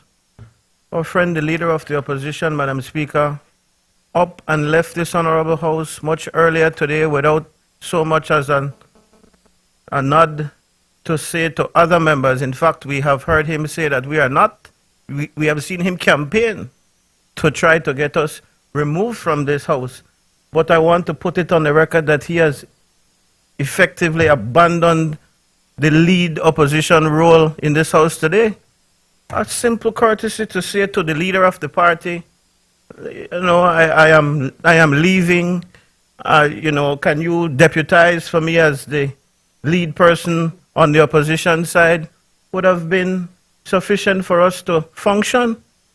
We had a slew of bills passed today, Madam Speaker, and not a single member of the opposition represented us on the committees that met to deal with these bills today.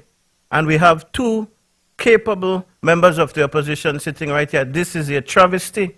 And while it pains me to speak and to further, if you will, the kind of internal struggles of our party and make it public, it has to be said that this is nonsense and it affects our democracy. And so while he's not here, I make an appeal to him and to others, Madam Speaker, who support him in his nonsense, to let us fix this. If you are professional, you are the leader of the opposition. We have not had a caucus. If we had come in here, Madam Speaker, and voted against one of these bills, he would have led a campaign to say that we crossed the floor because we don't know what the position. There might well be this kind of internal fighting in the party, but you do your job professionally as the leader of the opposition and the caucus that you control. Let us at least know what the position is. And I say that because the next House meeting, we might well be on a different page, and I don't want to be held responsible for holding a position that I know absolutely nothing about. So it puts us in a quandary every time. But larger than that, Madam Speaker, it deprives the nation of the full participation of the members, the other members of the opposition on this side. And so I raise that for all Belizeans to be sensitized that it is happening, and I raise it hoping, Madam Speaker, that he will come to his senses and do better. Thank you. Thank you, Member. I think we're on uncharted territory because the standing orders do require a minister responsible for the area of importance to respond. I will be very short, Madam Speaker. It's just parliamentary reform respond. I've talked a lot, but I can feel the pain of the two members on the other side, that you're left rudderless, and that you don't meet, as you say, to cut for a caucus. We pointed out to the honorable member of the opposition at the last House meeting. Actually, I pleaded to him to make his changes about just putting himself and the honorable member from Corazon North in all the committees. Then he comes here, knowing that there are going to be House committee meetings, and he still picks up himself and leaves.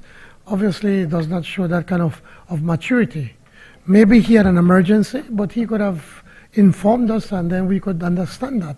And then could have then, to the Speaker, yes, could have said it, and also say, well, I would ask the other two members to deputize for us, but he just left.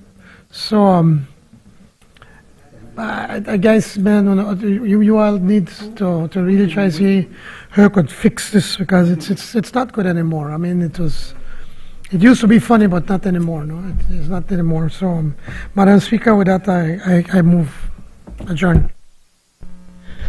Members, before I put the question to adjourn, I feel obliged to inform members that my presiding over the meetings of this House for the remainder of the parliamentary session may be affected in the coming weeks due to my recent diagnosis of breast cancer. Now, while I fully intend to discharge my duties, I hope you can understand that I may have to be absent as I undergo treatment. So it goes. So, thank you for your understanding. And with that, I put the question. All those in favor, kindly say aye. Those against, kindly say no. I think the ayes have it.